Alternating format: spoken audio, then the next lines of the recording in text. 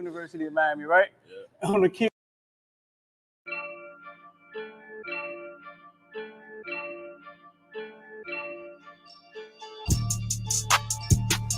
All right, man, we at Lorna's Cafe and X-Clan music in the middle of the show with seminar kicker Andres Barragales, University of Miami commit. Your big brother, what's your big brother name? Jose Borregales. Big brother Jose Borregales last year beat the University of Miami, right? Yeah. On the kick, and now he's at the University of Miami. Okay, we're gonna start off just like this. First of all, tell the truth. You wanted your brother to make that kick, right? Oh yeah. So you was rooting all against University of Miami in that game, right? I was rooting for my brother, but I was rooting for you. Man, if yeah, of course. If somebody don't understand that, man, then whatever. Man. You know what I'm saying? Of course you was rooting for your brother. But yeah, Seminar, you play for Coach D, man. Cause that's my guy. How's it playing for Coach D at Seminar? I mean, it's really like a just family environment. We always have fun at practice games. We just try to have fun every time we have a chance to. Listen, man, you look like a pop singer, man. You a nice looking dude, man. How many like a pop star, man? You sure you don't sing? You don't do nothing else? Model, nothing like that? We're gonna make you a footballville model. You down with it? Yeah. Where did the kicking come from? That's a skill, bro. That's something you have to have been put into. Tell us a story on that. How did you and your brother start kicking? So first it started off with my brother. He was there, and then his little league team asked him if anybody can kick, and my brother played soccer. So he started kicking, and the coach that taught us how to kick, Oscar. Oscar from where? What little league team was this? Doral Broncos. Okay. And then he just came in, started helping him out, and then me being a little brother, I was like, "Oh, do that," and then came in, and then that's where it all started. Yeah. So he was 10, I was 6. So you're a better kicker than he is. We're the same age, yeah. But the little brother always benefits from the big brother because you just soak up everything the big brother does, and that's usually how it is. Yeah. If he makes any mistakes, I know not to go that way. Right. The little brother always benefits from what the big brother did. So from that point, you just started kicking. You never played any other position? I played running back, QB, safety, corner. Oh boy, wide receiver, athletic. Everything. Yeah. So when did you just go straight to kicking? Once I got to high school, because I knew that's where I would have excelled more and gotten more exposure. At kicking? Yeah. You got anything from it? So last year you committed to University of Miami. You had how many offers you had before you committed? 3. Three? FIU and Southern Miss. Oh, and then you just knew you wanted to go to UM? Yeah. I mean, UM was my dream school. Oh, your dream school? Yeah. Like the hometown kid sticks home, right? Yeah. So when you go to I've never been to a kicking camp. I've never been to every type of camp it is. I've never been to. How's the competition there? Like, I mean, most of my friends, we're all the top rated guys. Oh, okay. So we have our own like little competition between us. Because sometimes there's always some kids that aren't as good as the other ones, but we try to like help them, bring them up, and like encourage them, give them some little tips and stuff. But usually it's just us just going out. oh, okay. It's the same people every time. So you and your brother, your brother's currently with the Hurricanes. What's the longest field goal he's ever made, and what's your longest field goal you ever made? My brother's, I think it was 70 at Wow. the Bahamas Bowl, and then me it was 65. Wow. Field goal. Yeah. Wow. Yep. You made a 70-yard field goal in a college game? Not in the game. It was like pregame. Really? In the game, I think it was 53. 53? And then for me, it was Wow. 57. 57? Yeah. Twice. In the last game? year. In the game? Mm-hmm. Whoa. For Chaminade, you hit it? Yeah? 56, 57. Really? So if you can kick 70 in warm-up, right? Mm-hmm. Does that mean you can kick 70 in a game, or It depends. Everything has to be perfect. everything Like has? hold, snap. Uh-huh. Everything has to be perfect. But if everything's perfect, you could, And yeah. If you hit it once, You can hit it again. Yeah. Listen, this is the one thing I always want to ask kickers. Game on the line, 35-yard field goal, everybody screaming. That just seems like a lot of pressure, bro. Like, what is it pressure? Like, what? Yeah. But you're thinking what? Because it seems like y'all go up there, y'all nail it, you make it look easy all the time. Even like, but what are you thinking when you walk up there? I mean, obviously, when you're on the sideline, you got the nerves just swim through you. Mm-hmm. Pumped up, and once you step on the field, that's when you start getting serious, locked in, and then just focus on getting your technique right, ball contact, everything. So you just go through your technique, and then you go through your technique.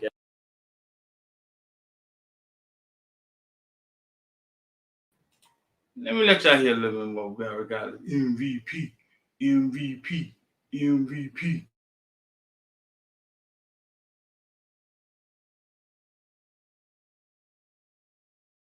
Taking steps back. Who's the NFL kicker you say you model your game after? Justin Tucker and Harrison Butker. Those are the top two kickers. Yeah, two good kickers. Yeah. See, you got something you want to ask? Oh, see, he ain't even paying attention.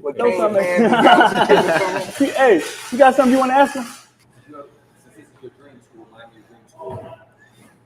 What game, versatile rival, stands out to you that came down on that? He wasn't even born. Yeah, I'm about to say, oh no, 16, 17? 17, so he was. That was 2003. He wasn't born. One of them games happened in 03, right? Two. How old was he? Man, How old are you now? 16, 17? 17. Right? 2003, they missed the kick. Yeah. What else? So he tell me. Maybe he got an answer. I don't know. I mean, honestly, all the wide left, wide right. So you saw all those videos? Yeah. Yeah.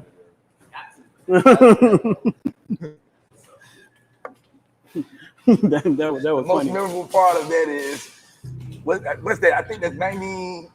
All right, man. 90.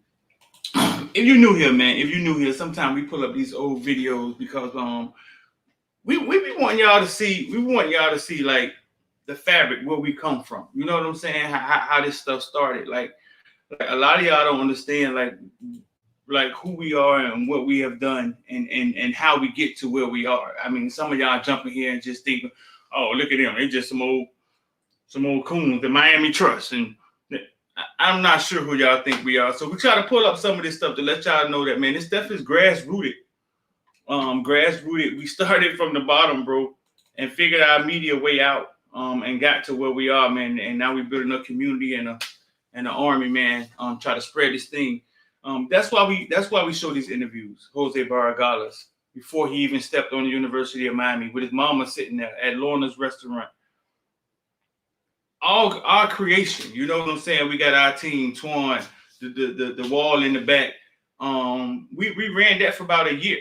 You know what I'm saying? We ran that for about a year. So sometimes we try to throw these old interviews in there to let y'all see that, man. Jose Barragalas today, four field goals, but we was there when he was at Chaminade. You know what I'm saying? Like, we interviewed him first. You feel me? So listen, we about to get into this thing, this post-game thing. We about to get into this post-game thing. My name D, about to talk about everything from Bitcoin to ball. Don't do a lot of Bitcoin talking in these post-game things and get into the emotions. Miami get a win today. I don't know. What was the score? 3-2? 2-1? What was the score? 6-4? What was the final score? What was the Miami get a win, a close win, and the weird things. I wish I would have never got to see that overtime. It's the worst overtime, way to decide a game ever. Crypto been making money all week, big dog. That's the worst way to sign the worst way to decide a game. The worst way.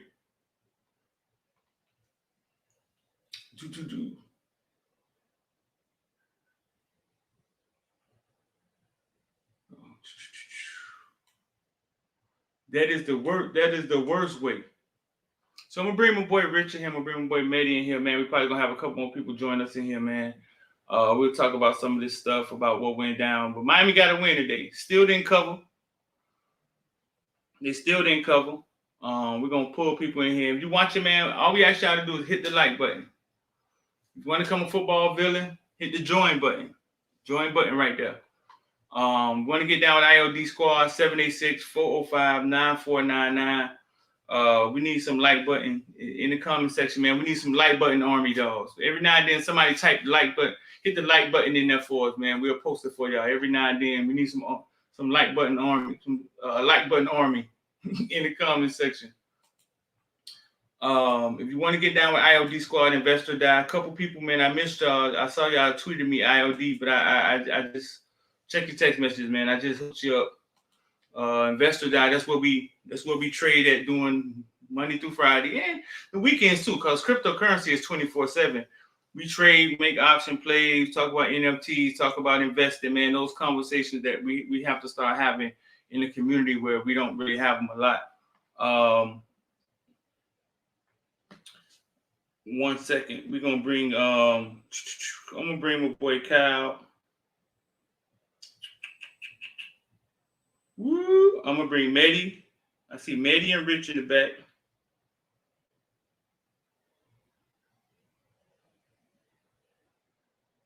I don't know, man. Sometimes when I message Android phones, man, my messages don't go through, dog. I don't know what that's about. I don't know what that's about. So I'm gonna shoot them boys in here in a second, man. We're gonna get to talk about this game a little bit and some of the stuff after the game, man. Tempers are starting to feel a little frustration starting to kick in as I see Mario them starting to juggle around the lineup a little bit. A few things happened in this game. Was like, whoa, what just happened there? Like, you know what I'm saying? A few things happened in this game was like, oh. A few players missing in the game, like, man, where he at?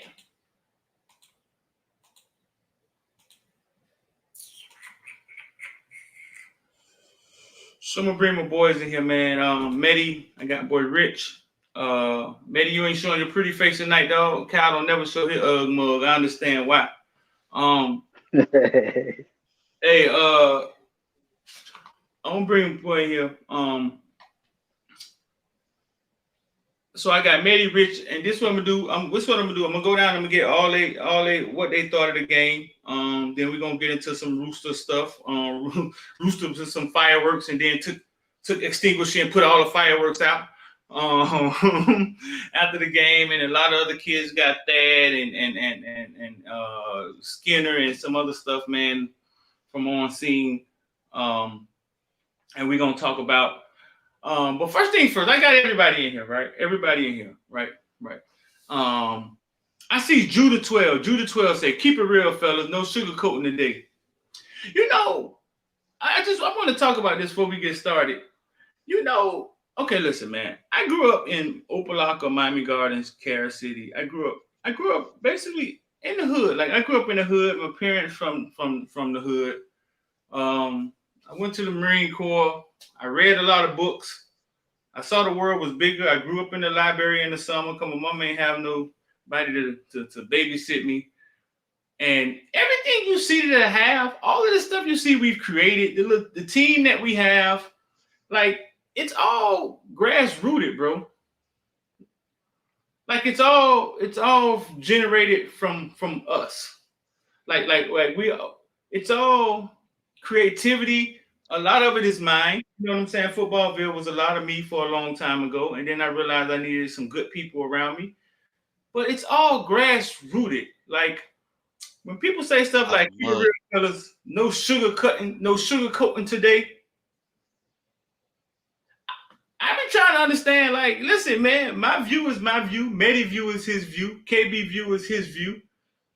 Like, what is it y'all be want to hear us say? Y'all be want to hear us get up there and be like, oh, the roof is on fire. We don't need no, what is it that we want to hear, dog? Like, sugarcoating, there is no sugarcoat. You know what I'm saying? All I do is give y'all my perspective on how I see things. I think part of the problem is that somebody once told me that, listen, man, when you become a supervisor, you see things different. And when you become a supervisor, you see things different. As you grow higher, right? You can see a broad landscape of things. And sometimes people, when they're on the ground, they can only see what's next to them. Okay, Judas coming in with some more stuff. Judas say coaches are trash. Mario can recruit, and he cannot coach. See, Judas, that's short-sighted, and stuff like that won't live long. Like it won't. It won't. It's short-sighted, and stuff like that won't. It won't live. You know what I'm saying? It won't live long. But that's what y'all want to hear us come in here and say. If it comes to that day, you know what I'm saying? If it comes to that day, I think it got there with Manny Diaz, right? Right? Yep. Y'all saw us tell the truth with Manny Diaz. Right? Mm-hmm. Y'all saw us tell the truth with Manny Diaz.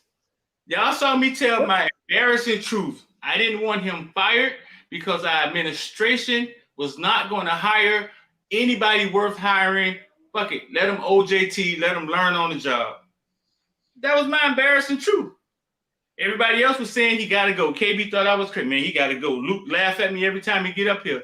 But we all was saying the same thing in a different way. That the shit was. You saw Paco 305? Huh? No. Paco say, bro, Paco listen. 305. Listen, Paco, this for the community, bro. This for the community, man. Listen, people have their opinion. You know what I'm saying? People have their opinion. Keep it real. Wait, no. Let me say it like this for everybody. Like I was gonna actually address that before Streeter said it. Y'all saying keep it real, no sugarcoating. You don't have the right to say that if you're not in IOD and you're not in the group B. Because if you want to hear something a little bit more raw, that's where you need to be at. Man, we talk a little different. Now it's the sentiment is the same. Nobody's coming in here lying. You know what I'm saying? Nobody's coming in here. I'm not hired by the University of Miami. You think Mario want me to say half the shit I say? No. I'm not hired by them. You know what I'm saying? I'm not hired by. Nobody is on their staff. We may be credentialed by them. I mean, but that's neither here nor there. We have different conversations inside the IOD. There's certain stuff that we wouldn't say out loud because we're talking about kids at the end of the day. So if y'all want to be a part, y'all got to hit the join button or go to the link in the description if you want to be a football villain. We talk a little different in there, but nobody's coming in here, bro. Listen, when Manny had to go, Manny had to go. Y'all saw me in front of God and everybody asked Manny a question to get him stuck. Because I was fed up. Not stuck. I was because I was fed up with Manny. I was fed up with Manny saying that recruits were the answer to our problem. Y'all saw me ask the question. Chris Young, I'm not explaining, though. I don't have to explain to these people, but I like sometimes to have conversations with them. You know what I'm saying? I don't have to explain to nobody, but I like to have conversations with them. I just sometimes think people don't understand where we came from or how we got here. I think some of them think I went to college, got a degree in communications and worked my way up. And now I'm just, bro. This shit was started out the mud. I was drawing in the mud. I ain't know what I was doing. So anything you hear us say, dog, is just how we see it. We may see further than you because y'all done seen us predict the future a few times. We may be able to see further than you, but we always keep it real as we can, bro. We always keep it real as we can. All right? Always. So today, man, we won a soccer match. Dog, is that the worst overtime, the way to decide a game ever, dog? Like, what the fuck is that? They might as well get to the free throw line and shoot free throws. I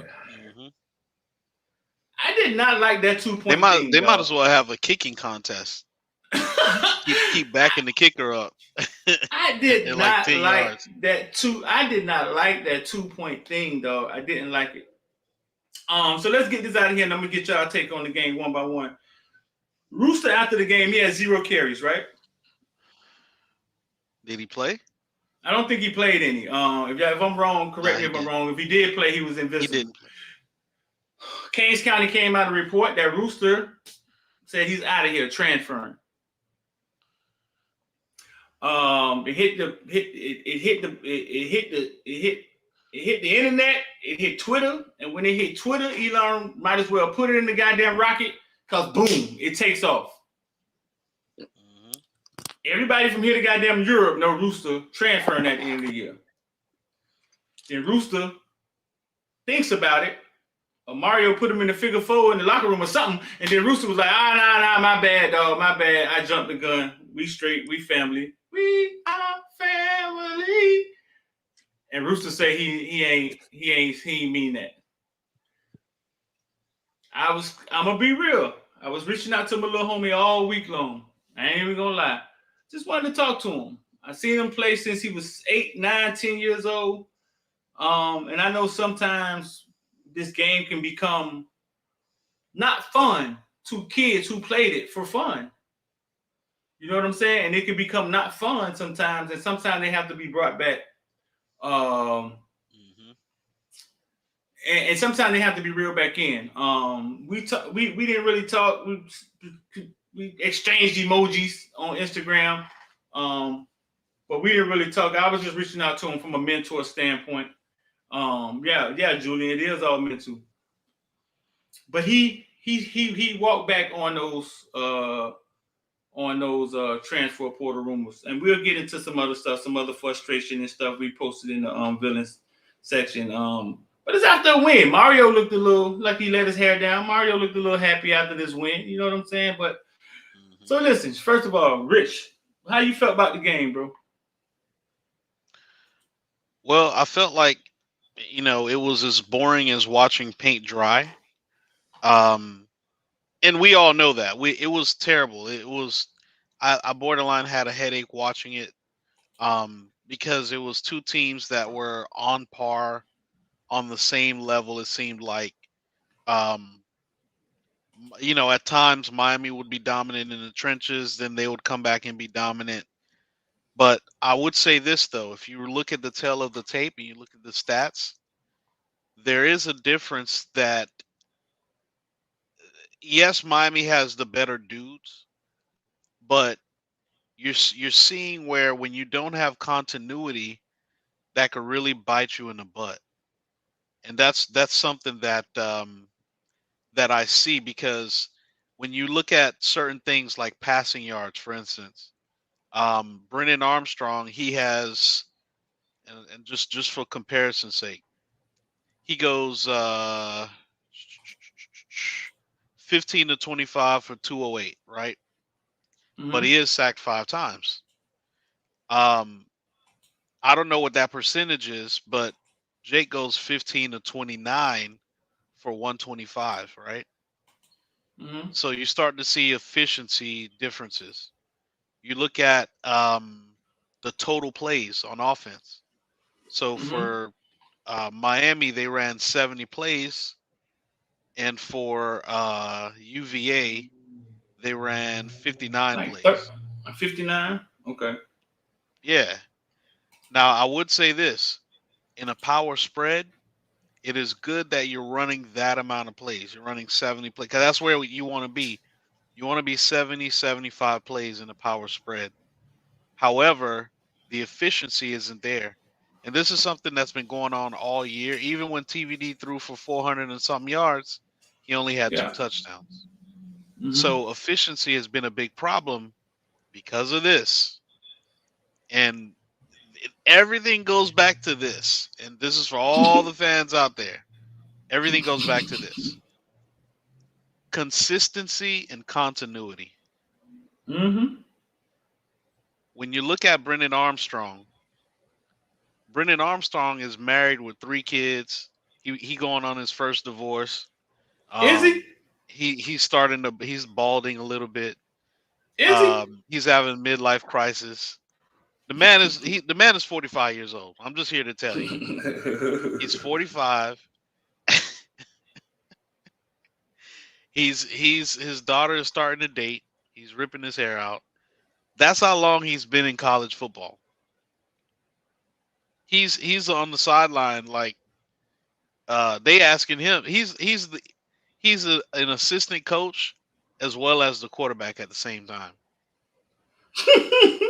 So there's he knows what he's doing. I was looking at Georgia a little bit with Stetson Bennett. Stetson Bennett threw an interception, and Kirby Smart didn't even say nothing to Stetson. All Kirby Smart did was shrug at him like, "Bruh, And Stetson was like, "Yeah, my bad, dog." Like and the announcers were like, "We haven't seen Stetson throw a bad pass like that in 78 years." And it's like, once again, they didn't say 78 years. It was like in 3 years. But once again, um, it's the fact that these teams have quarterbacks with continuity. They've been in offenses with continuity, and because of that, the efficiency rating for these teams that have continuity and consistency is through the roof. UVA runs 59 plays. They have more yards than us, and no, they don't score, but they hang with us and almost get a W over a team that has far more superior talent than they do. So I would say that the main issue that we saw is that consistency and continuity. This is the first start that Jake has ever had. The first start. Remember, and you said this in the group me, Street. We had one type of offense, right? Coming into the season. We were like, man, TVD, he's smart, he can do anything. This way he gonna run. And then after the A&M game, we like, hold up, wait a minute. Even the coaches, right? We like, man, this don't look right. We said that for a reason. The coaches realized it. They got blown out, during Middle Tennessee, and they was like, all right, fuck it. We got to go back to the drawing board. What are you doing in practice? What are you doing with your footwork? What do you like to run, TVD? And we all going to come together and have powwows every day, me, Ponce, TVD, and we're going to tailor it around you. So now you're running an offense that's TVD centric. And now Jake steps into that offense. And the one thing that you're going to learn is that Jake is a different quarterback than TVD. He likes to distribute the ball. Some of the things that I do not see yet that I think Jake would be great at is how many backs.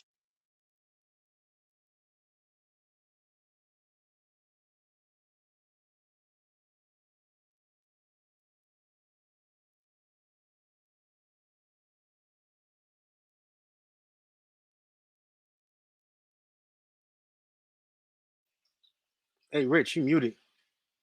You went quiet for a second. I thought that was me.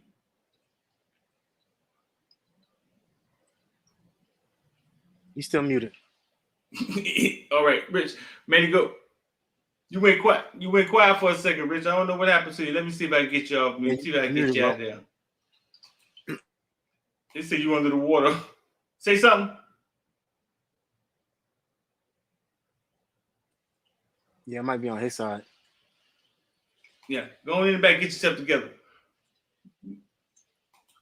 Rich, you back?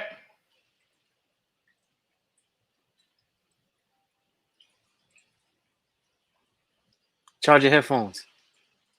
Charge your head. Earth the Rich. Earth the Rich. Put my money on your internet plan. Cannot unmute your guest. The mic is say your mic ain't connected. Connect your mic back. So what you doing? There you go. You got it? Yeah, so last thing, Keyshawn Smith and Brashard Smith. So Romello Brinson did not have a single catch. So there's that. But Keyshawn Smith had 6 targets with 1 reception. Brashard Smith had 7 targets with 2 receptions for 16 yards. So that just shows you some of the growing pains that you go through with inefficiency. So that's my wrap on it. I don't want to take up more time, so I'm good. Mehdi, talk to me, man. What you thought, man? You was able to focus on the game, man? Yeah, man, and as always, I'm gonna look at it from a very a broader perspective, right?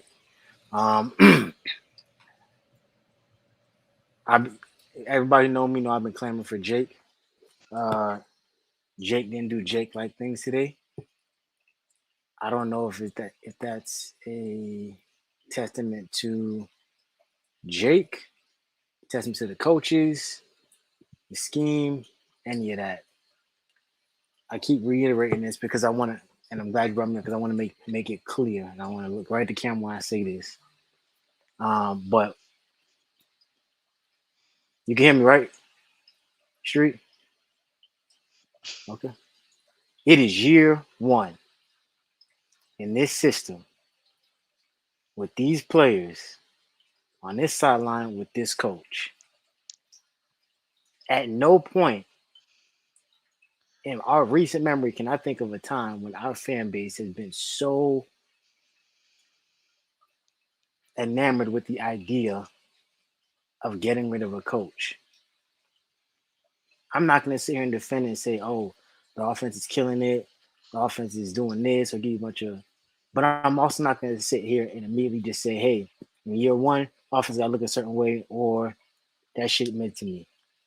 Because the same fans who was talking crazy, or who are talking crazy about Gaddis, love talking about Lashley, and now they want to backpedal, but Lashley could never run for a 3rd and 1. Lashley could never have offensive line that got any push. But now we want to move the goalposts all of a sudden when the run game is what we had to depend on today, which I thought was done under the TV. Because when Gaddis switched the offense, like y'all wanted, for a more pass happy offense, we could not run the ball. The stats back me up. This isn't personal. This isn't opinion. I'm telling you the stats. And today, when the game was on the line,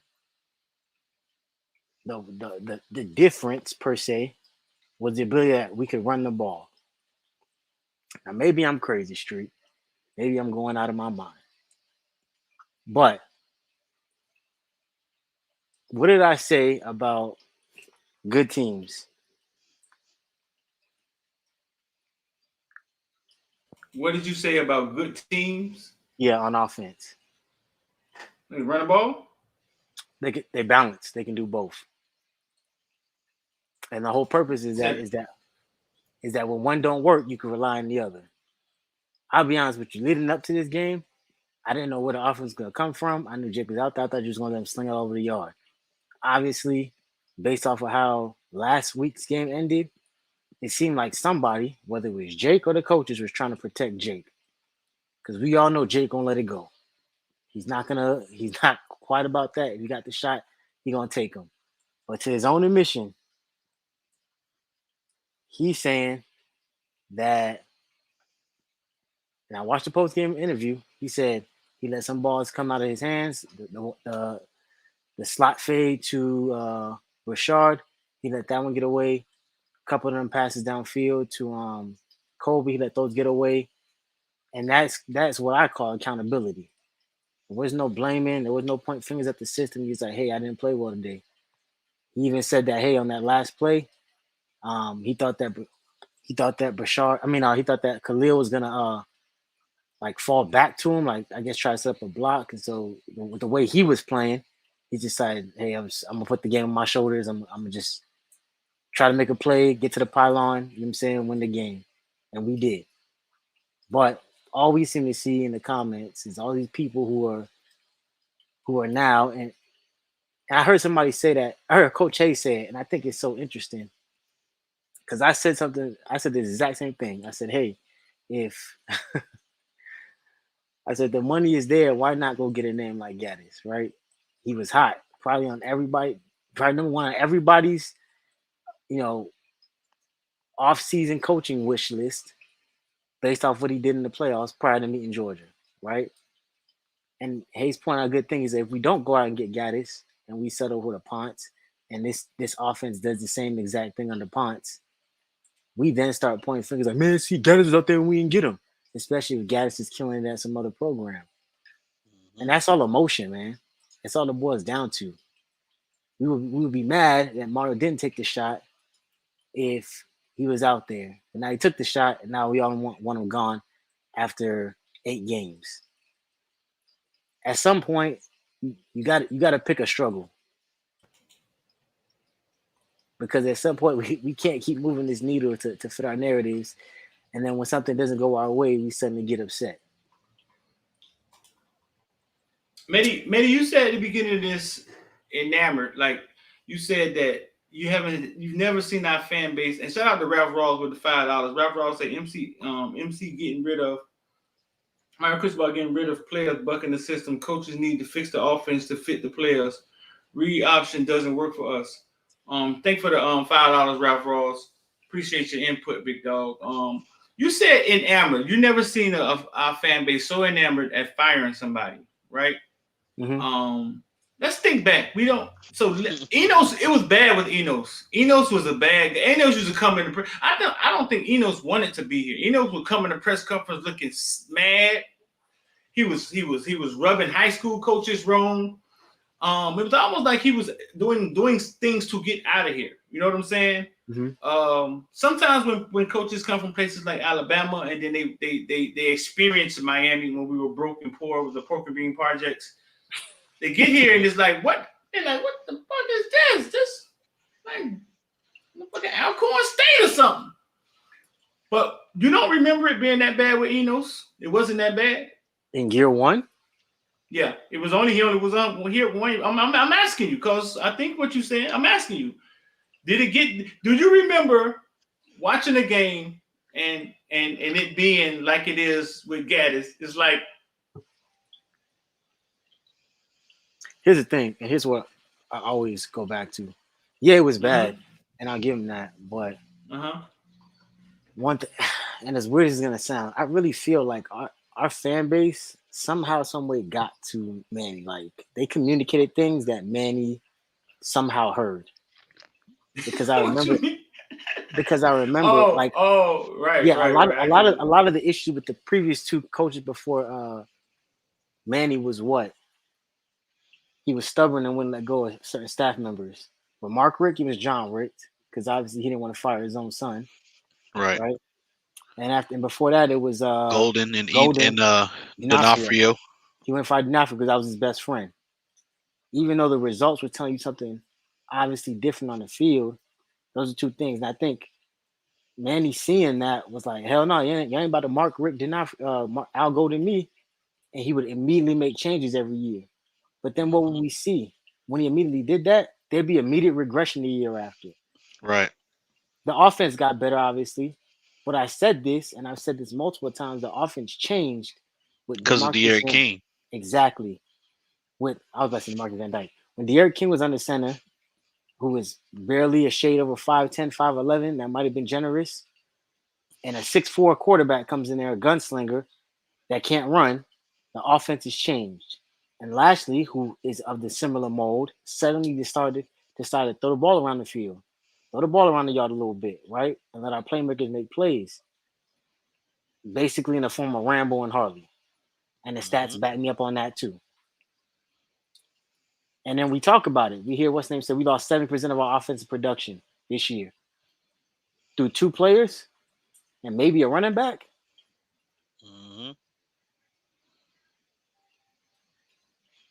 Yeah, if you count that running back, it's probably more like 80%.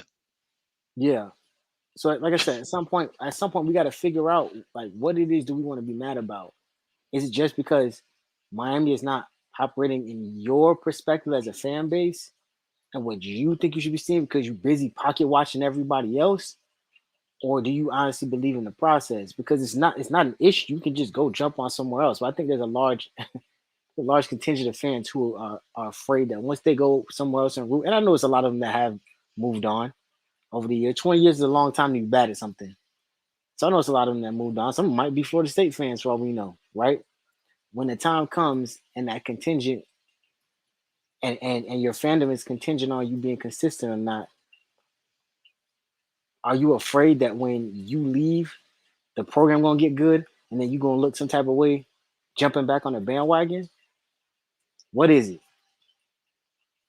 Because at some point, sooner rather than later, I think this team is going to be good again and worth watching. And when they do, Sheldrick Redwine always comes to mind. And then you got to decide, you know what I'm saying?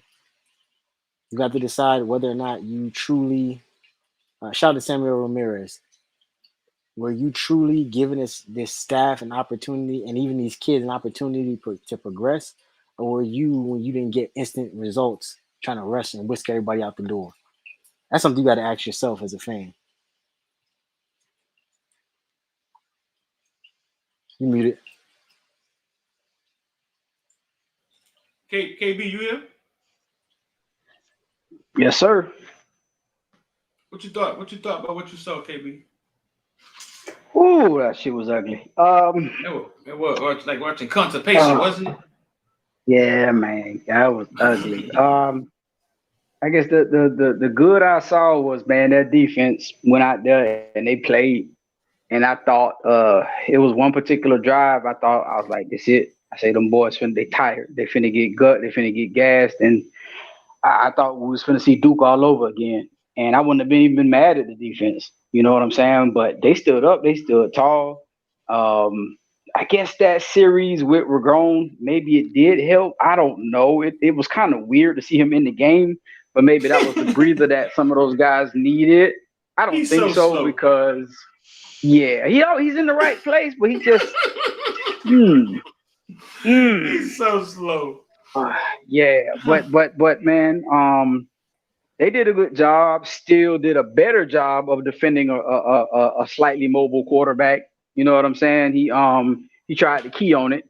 You know what I mean? I would give the defense an A+, just because of their effort. Yeah, there was some things that was not good, whatever, but they get an A+ for me just because of that effort. They stood tall, held them boys to 3. Man, I'm so proud of that defense and that defensive line. After Coach Hayes called them boys out. No, just joking.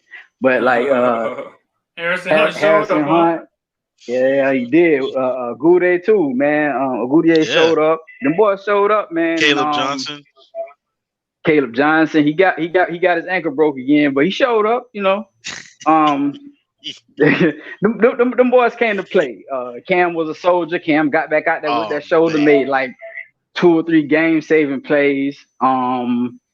Yeah, man, that defense stood up. I was proud of that, even through all the miss and everything else. I was extremely proud of the defense. So, shout out to that side of the ball. And I don't want to. I'm not. This is not bad mouthing the defense. This is like constructive criticism, which is a good thing, right? So when every time that you see, let KB give his let KB give his perception of the game, and we'll come back. We're gonna come back. Go ahead, KB. Yeah, hold that thought. You know I was gonna let you roll, Rich, but hold that thought. But yeah, they did their thing.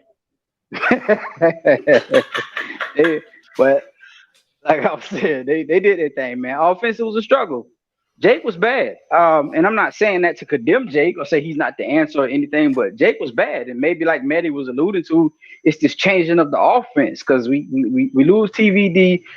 Somebody has to break it. I gotta be able to sit down and watch it and understand the breakdown. Because when we adjusted for TVD, it's like we couldn't run block no more.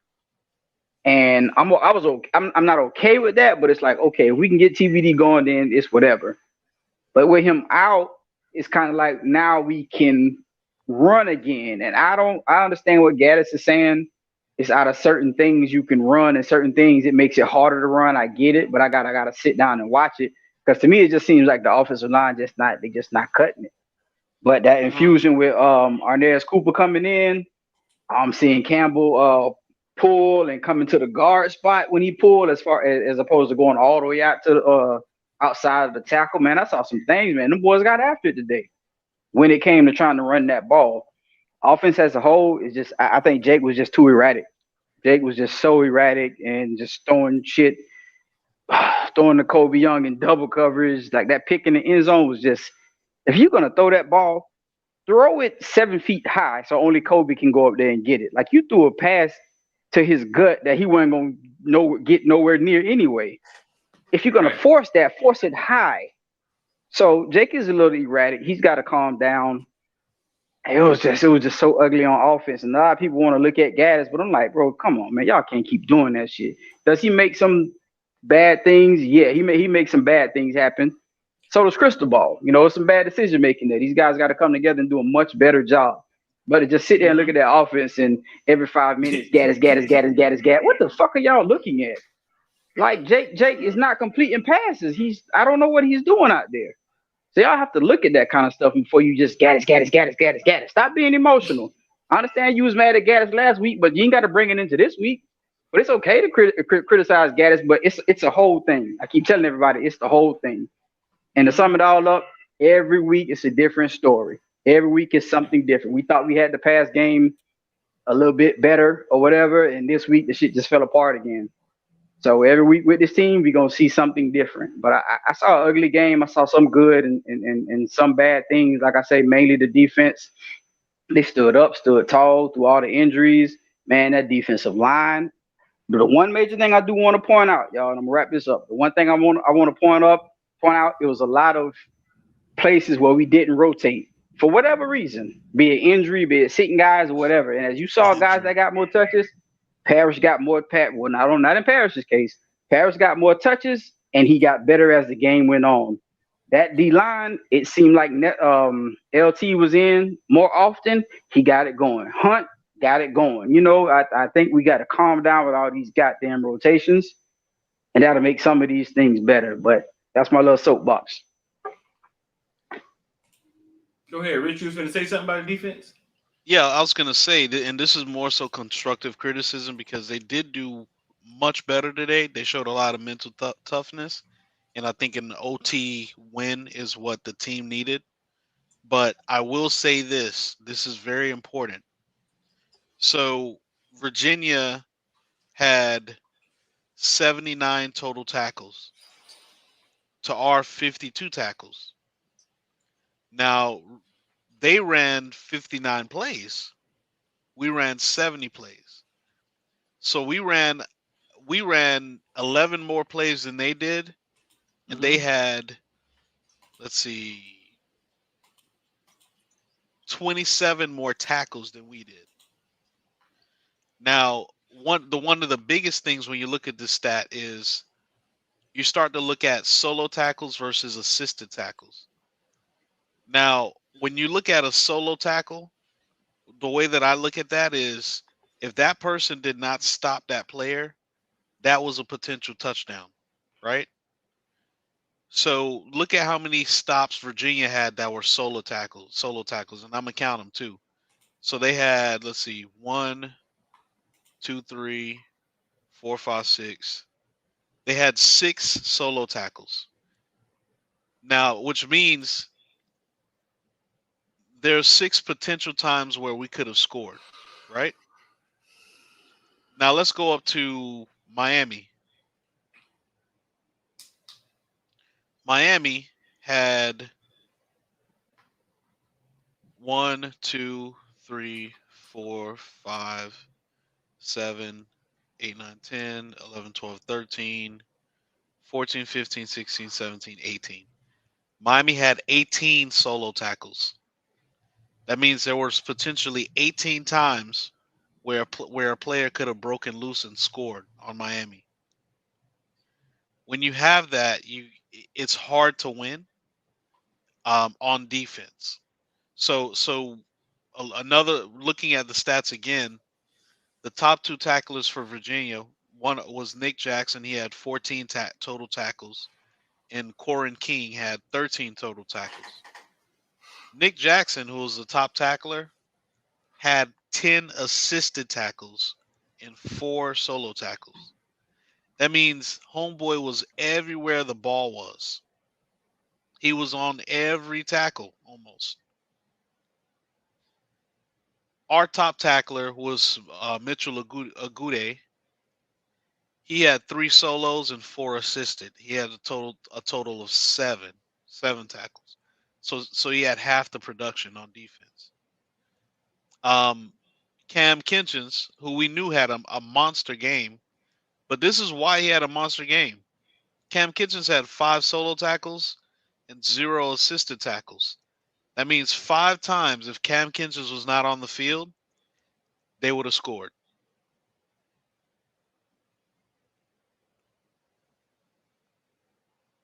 So there's still work to be done in terms of efficiency, and that's exactly what I was talking about.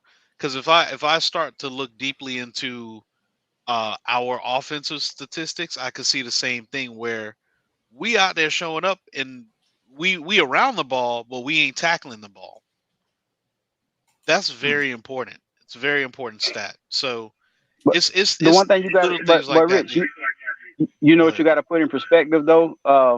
Their guys play till they're tired. Our guys rotate, so we may not never have guys having that many solo tackles. And that Agreed. might be a problem. That might be a problem, as you mentioned earlier. Right. Like, because you're not in a rotation, and you're always in and out of the rotation with different guys that you're not used to playing with. You're not rallying to the ball the way that you should, or you're having miscommunication. Therefore, you're just not in on the play. But you see what I'm saying, where a lot more guys on defense need to be in on the play. you can't watch Cam Kinchins make a great play and be like, boy, that boy good. He going to the league. You can't do that. My dog You got to Rich go got help two. him. My dog Rich got 2 degrees, dog. They killing you in the comment section, dog. My dog all about stats. My dog all about stats over here, dog. They killing you in the comment That section. boy had a dissertation. But no, I think if anything, They killing you in the comment section, dog. Huh? I think if anything that played in our favor, I will say this, just to give, because I kind of addressed the fans first, but to give my perspective of the game, I start off saying like Jake wasn't good. I also said it's year one, so there's things that they got to get fixed. We need some level of continuity to be able to develop behind. You know what I'm saying? Let if it's gonna fail, let it fail, but don't just start immediately jumping out on this concept. After not even 12 months in the system. Um, uh, Offensive line wasn't great. I ain't gonna get into no alphabetic grades and nothing like that, but they weren't great. But in the last regular, but the last series in regular time and then in overtime, like they did a fantastic job of just being role graders. I'm impressed of what we have in the future once these guys get healthy, because that run game is essentially what got us in a position to tie the game.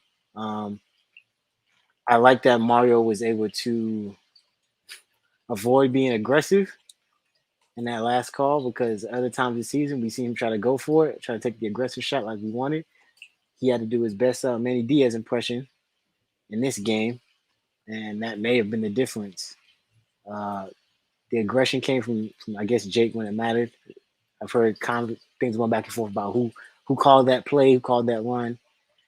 Jake gave credit to Gaddis. He said Gaddis called it. He said, "Hey, if it's there, take it. If not, throw it." He saw it. The He took last it. run or that to win the game, the last Yeah, one. yeah.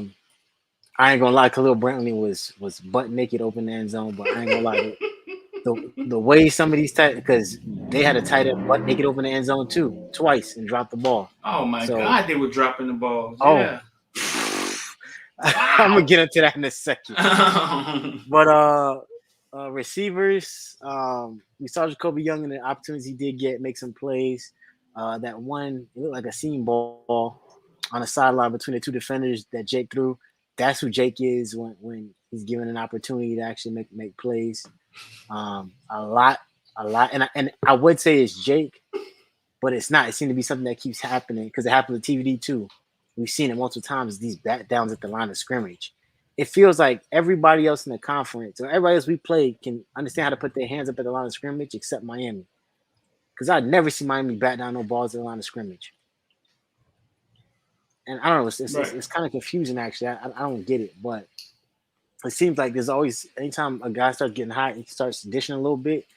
Some defensive lineman gets their hand in there and blocks it on a crucial third down, or you saw Knighton doing his best to block not Knighton.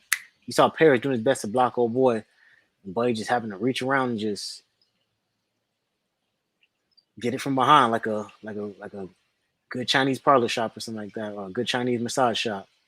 So I don't know. I don't get it. But defense, like I said in the group me, that might have been an elite performance purely based off of effort, like KB said, because There's a couple of them plays where the dude don't trip, or if we just give up and let the dude walk into the end zone, that's the game, based on what our offense was doing. But seeing guys like Tyree Stevenson was elite. He's gonna grade out something crazy this week. He got to on Pro Football Focus because his the way he guarded that dude in the end zone on the fade ball on Dontavian Wicks, elite.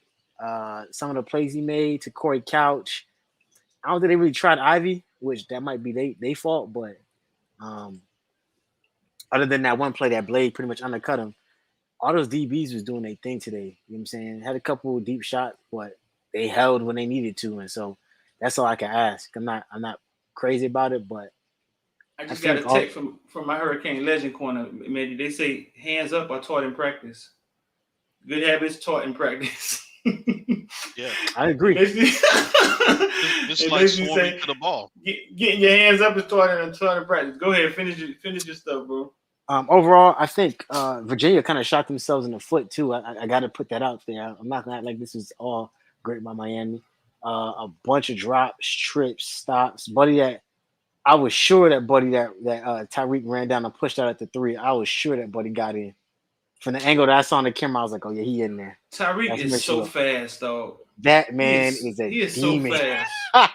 That don't make no sense how he walked this man down like this. I don't know what position he's supposed to be playing, but sometimes he shows up in the game, dog, and it's like, damn, that was a football play. Yeah.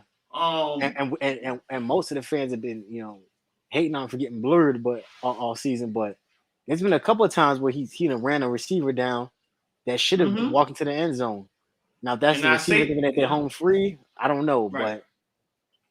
But and then I'll tell you this right now. Virginia spent a whole bunch of time this week preparing and watching films of better teams that Miami has played and try to copy all their plays. Going back to last week, Brandon Armstrong runs that stupid ass shovel pass, and Corey Flagg and I think Killer Johnson made a fantastic play, and it's like that shit ain't happening to us again this week. We get that. They ran that one play where that Clemson ran on us, but they rolled the lineman out to the left or right side, and they dump it off to the screen and try to get the lineman field. They ran that. That shit didn't work. It's just a bunch of these little plays that they thought like, hey, if we just do a bunch of stuff that other teams did against them that was successful, maybe we can win the game. And then when that wasn't working, they were just taking deep shots downfield. Mind you, like I said, that play kind of got jacked up by Blaze coming down, undercutting Ivy. But even so, those are the type of things that you gotta expect that better teams are gonna start trying to key in on. Fortunately for us, unfortunate for them, it didn't work. But yeah, we definitely gotta tighten up because these guys coming here next week. From what they did at Georgia Tech, they trying to kill us. Florida State? Absolutely. I think this man threw for almost 400 yards. I think it's a career high for him. He threw the ball 48 times. Jordan Travis.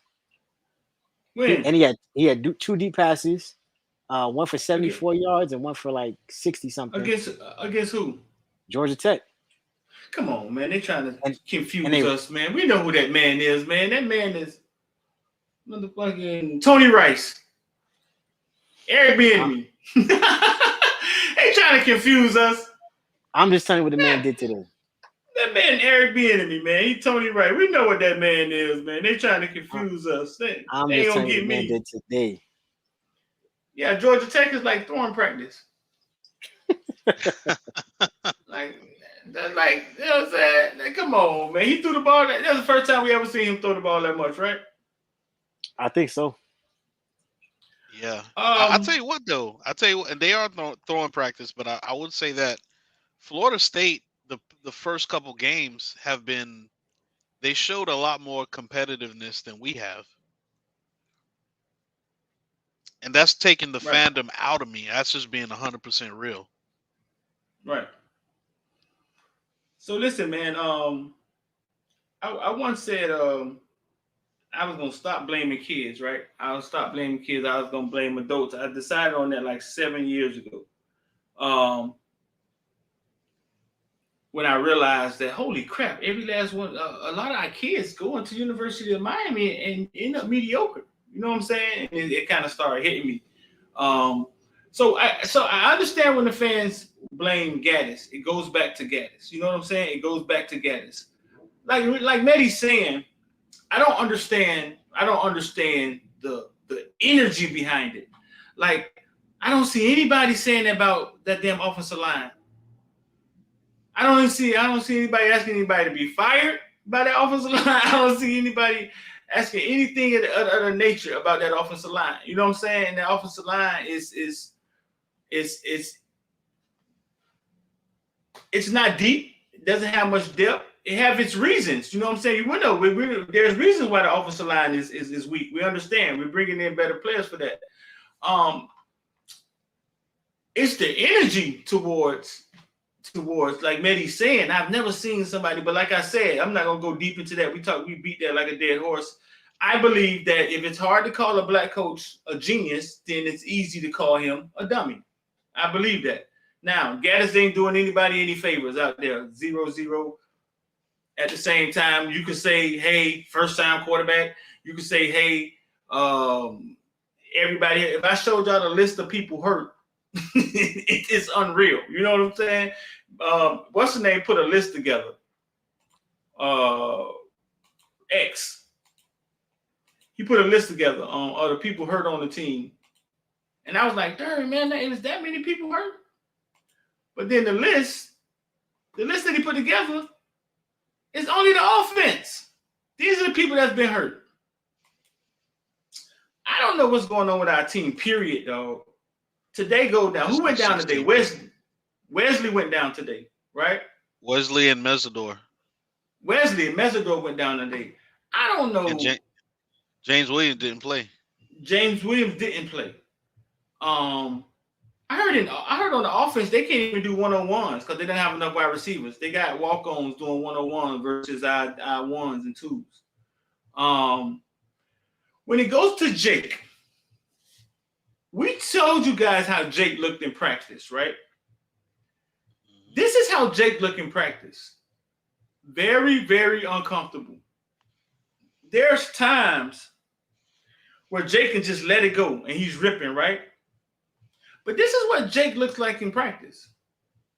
Very uncomfortable. Now, with that said, and shout out to Sammy Ramirez with the $5. This OC will be head coach one day. He's talking about Gaddis. This OC will be head coach one day. I want to see him with a healthy O-line and good wide receivers.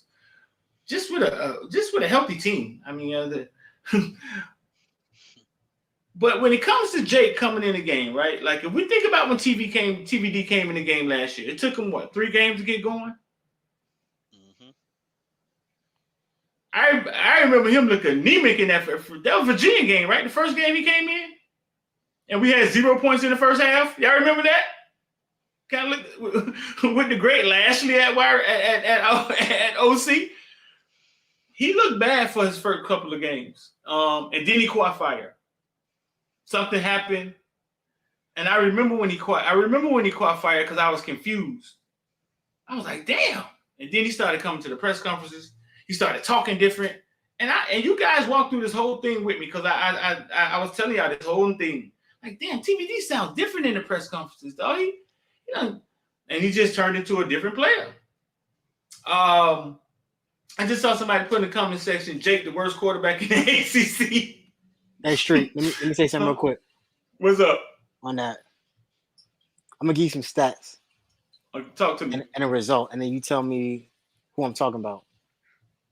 15 for 29, 203 yards, 2-point loss. Who am I talking about? 15 for 29? Yeah, 203 yards and a 2-point loss. I was going to say Jake today, but he won. That's TVD. That's TVD last year against UVA. First game, right? First game. Mm-hmm. It's easy. I know. Yeah. It's easy. It's easy to talk and say things like so short-sightedly when his first time coming, he puts almost literally identical stats under y'all hero went last year. He called him a hero. Last year's the hero. But no. I said under y'all hero. Y'all hero. I remember that. But at the same time, I'm talking to the people in the comment section and to Mehdi, to Rich, to KB. Like I said, once I started investing and understanding investing in the market and understanding patience and reading about emotional intelligence and things of that nature, I was able to be a little more patient about things. I don't know. It just came, and I was able to look at things in perspective like that and say, "Oh, I remember TVD struggling. I remember that. I remember him throwing them interceptions at North Carolina. We thought it was over. We thought, man, who next? Because King was hurt, TVD was struggling, and then boom, the light came on with at Pittsburgh, right? North Carolina State. North Carolina State was the light. The light came on.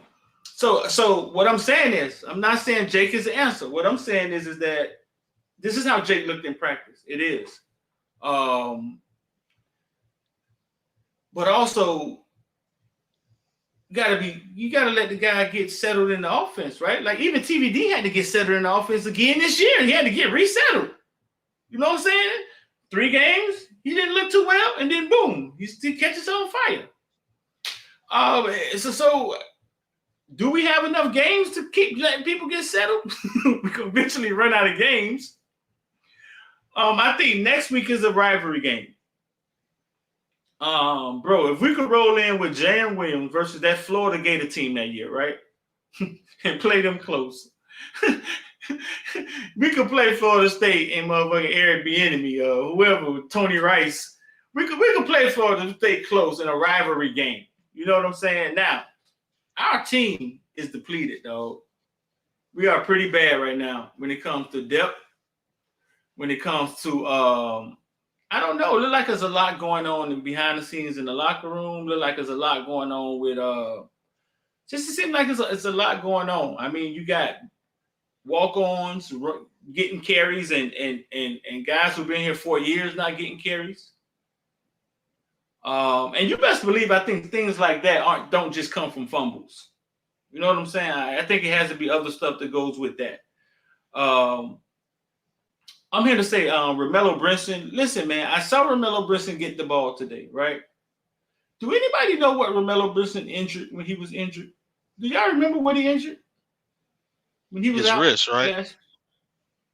When he was out last year, I don't think it was his wrist.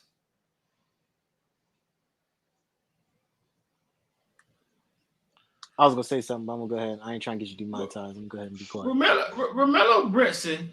Stay out of the comment section, man. Just turn it off. I'm just take it out of there. I'm just gonna take the comments off. Romello Brinson, bro, to me, when he gets the ball, he doesn't look like the same kid that he was in high school. He doesn't look as athletic as he looked in high school. He doesn't look the same. And I can't remember what. No, they said shoulder or his arm. He doesn't look the same to me. He got the ball early in this game. He was about to throw a pass, right? Kind of ran out of bounds. I don't know. He just doesn't look. He doesn't look as nimble and athletic to me as he looked in high school, bro. And I'm not sure how that happens, but he just doesn't. Now, one thing good about what we saw today, man, in the ugly ass game with an ugly ass overtime, they fought. Mm-hmm. They fought. Jake didn't even trust his own self to throw that pass to Khalil. Jake probably was like, I'm gonna hand it to him. Can I hand it to him from right here? Jake didn't even touch it. Come back, Khalil. I'm gonna hand it to you. Come back. I heard Khalil was a little perturbed about that. Khalil was like, man, you should have threw me the ball. And Jake probably was like, man, I ain't never seen you catch a touchdown. I ain't thrown one and I ain't never seen you catch one. So I'm going to go ahead and run this in, Khalil, all right? You know what I'm saying? A lot of growing pains. Hit this pylon. And I heard Khalil wasn't happy about that.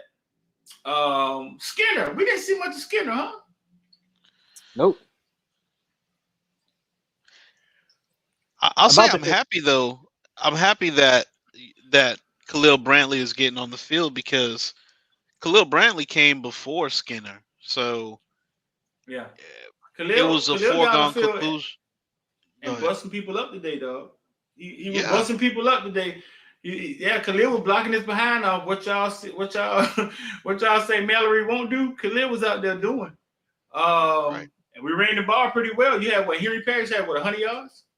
Mm-hmm. Henry Parrish had 100 yards. We ran the ball pretty well. Dog, listen, man. Like I say, bro, the nightmare's over. We're looking at the process, and it looks like it's gonna be an ugly process. These ACC teams aren't that good. They're not that good. And right now Miami isn't that good itself. And to lay on top of that, the injuries that just keep mounting is unreal. There's guys we haven't even talked about. Like we haven't even talked about Chase Smith being out for the season. Nobody even brought it up. It's like he invisible. We talked about it in the football bill group meet, the football villains. We learned about it a week ago or something, but they didn't even bring that up. And Nobody even bringing that up, huh? They won't, and most of the fans don't think about that. When I'm looking at this list that you got pulled up, I think about, hey, if one of these guys was out for the season, how did the offense suffer without that person? If that person even suited up during the actual regular season, and it's like that's like some of these names on here is huge. Like we talking about guys who, and everybody just goes back and use their emotions. Oh, the offense sucked when these people was out here anyway. It's like we don't know what a healthy. No, we know for a fact Restrepo is our number one wide receiver. We know that for a fact. You know what I'm saying? We don't know what a healthy Jacoby Jordan looked like because he was suspended and he's just not getting to the rhythm. So yeah, of course he's behind a Kobe Young who pretty much got here, needed a couple weeks to get in shape, if that, and then is out here dominating. I looked at the stats. He played 2 less games than Will Mallory, and he's only behind Will Mallory by 60 yards. I think he got 318. I think Will Mallory got 371 on the season. Yeah, he gonna have that in the next game. So Justice Owusu and Zion Nelson, those are 2 guys we were talking about, leaving this year possibly for the draft. Justice Owusu probably the same age as Brendan Armstrong. Right. Rashard Smith being banged up. Michael Redden, who's pretty much not going to see the field here anymore, in my opinion. You say what? I don't think Redden's going to play here again. Who? Unless Michael Redden. You don't think so? Nope. Unless we absolutely get banged up again. Yeah, like unless knock on some wood, unless something happens to Kobe, I don't see Redden get on the field again. I can't think about, did Latson play today? Ooh. There's another one. Did he? Let's see. I might cut the game when I saw him drop a pass, but I can't think of him making any other. We got the stats right here. We got it right here. Participation.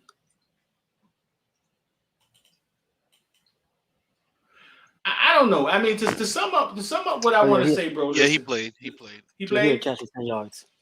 All right. To sum up what I want to say, man, is and listen, if y'all want to call in, we'll let y'all call in. Send us a text, 786-405-9499. Send a text, and we'll give you a link. You come in here and ask a question. To sum up what I want to say is man, it kind of go back to the Manny thing when I was like, man, don't fire Manny, man. Just we ain't gonna hire nobody, right? But I think Mario them will hire somebody, right? What I would like to see with the University of Miami is continuity. What Rich was just talking about. Like I would like to see our kids in the system for 3 years. Right.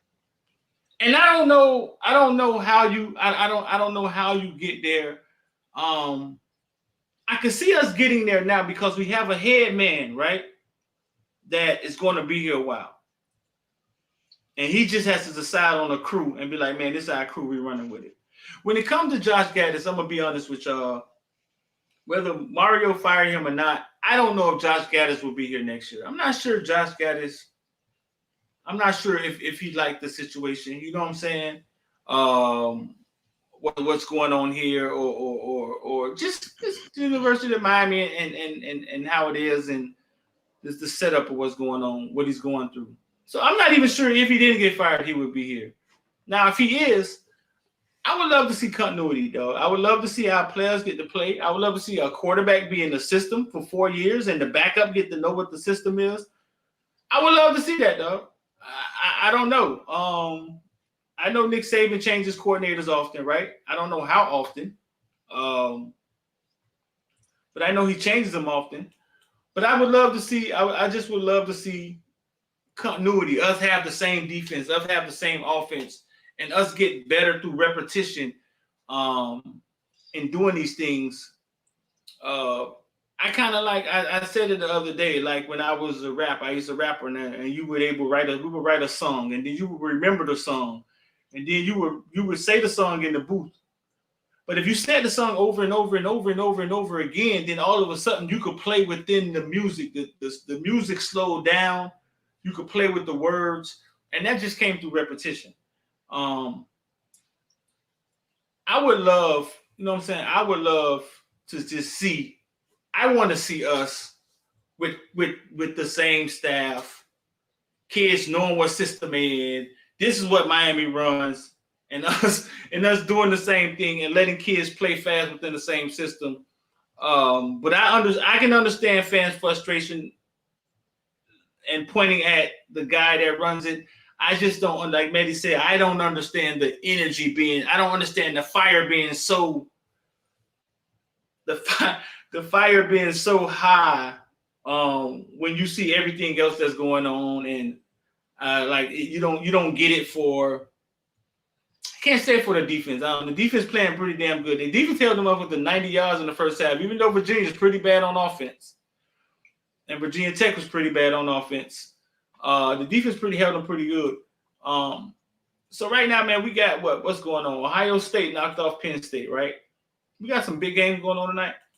Man, that game was surprisingly close in the fourth quarter. Why, it didn't start off like that? No. I don't know what Manny was calling, but it seemed to work. And then they called back through Manny was shutting him down? Shutting down is a strong word. I'm going to say the quarterback didn't help him. He threw a pick six. Who is it? Is that the true freshman? Who? Connor Wigman. Wigman, yeah. That's the 5-star, right? Texas A&M done put the true freshman in the game, yeah. He got tired of both their ass. He said, both y'all get your last name. Right. But so my job on the line, boy. You know how much this buyout is? I want it, but hey. But yeah, I don't know what Manny did, but he had them boys playing up until about 8 minutes left. I'll say 6 minutes left in the fourth quarter. Then all hell broke loose. Whatever. Right. I don't know. Different. Right. So let me see. I'm gonna check. What else we got? Texas A&M. We got Texas A&M right here, 77 for 7 versus 305. Say he got a question. Okay, I'm gonna let y'all come in here. Y'all don't have to come on here on video. Y'all can just come in here. Y'all don't have to use video, just audio. We'll put y'all in the back and y'all can ask a question. So let's see. I'm gonna send the stream out. Let's see.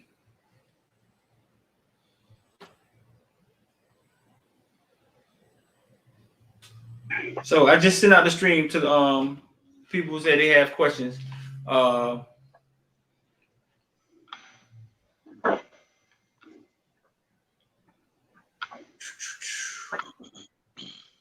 Send a text. Brandon send a text 786-459-499. Text, send us a text. And that's also how you get an IOD squad. But send a text and we'll send you a link if you got a question.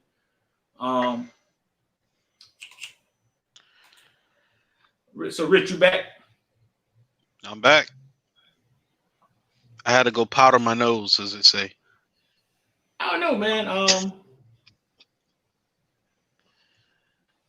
Man, that overtime, man. That overtime. I really didn't like that, dog. You don't like the format, or you don't like that? I don't like the format. I don't like. Yeah, I don't like. When they started going for twos, I was like, man, what is this? When did they change that? You know, we're going for 2-point conversion. That don't even sound football like. I was confused. I was trying to see if they scored a touchdown. I was checking stats. I was like, did somebody score? What the hell is going on? Is that new? Is that new, or is that like a? Is that a new rule? They They always change those rules. They always try to make sure they use whatever they can to differentiate between them and the NFL. So that's how they adjust their rules. They've changed that overtime rule a couple of times over the last 20 years or so. You said 20 Somebody said years? Louisville beat Wake. They should have just had a kicking contest. Oh, No, snaps. Mehdi, I don't know when exactly that came in. What I'm saying is over the last 20 years, I've seen that rule change more than once. Oh, it changed last year. Right. I just looked it up. In 2021, Right. the And before NCAA rules oversight panel approved a change to overtime rules. Teams will be required to run a 2-point conversion play after a touchdown when the game reaches the second overtime period. Previously, a 2-point attempt was required after the third overtime period. hey, it's stupid. It's stupid.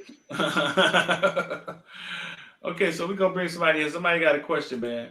777, you got a question? Yeah, I think the only coach that needs to be changed is that strength and conditioning coach. Talk to us. Why do you think that? I don't know what it is, but our players keep going down. Look like everybody's skinnier. I don't know what it is. And in Oregon, he had the same problem. That's it. That's all I gotta say. And Josh Gaddis, he's going. Yeah. How you know at Oregon he had the same problem? You was paying. Oh yeah, Mario always had a situation over there in Oregon with players being out, top receivers always being out, running backs always being out. You know, and you bringing it over here. You know what I mean? That's the only thing that needs to change. Everything else can stay. I got patience. I trust in Mario. You know what I mean? Oh no, but I appreciate that. He need to bro. go. What's his relationship? Appreciate that, man. Appreciate that. All right. What's his relationship to that guy? Like they just met each other in Oregon? Nope, I'll give it to you. When Mario was at Alabama, he was like the under strength and conditioning coach, and so he liked him.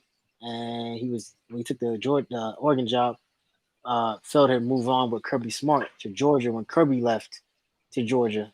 So he was Kirby's either assistant strength and conditioning coach or it might have been a primary. I think he was assistant though. And then from there, I think he was getting ready to be promoted. And then Mario kind of grabbed him, brought him over to Oregon.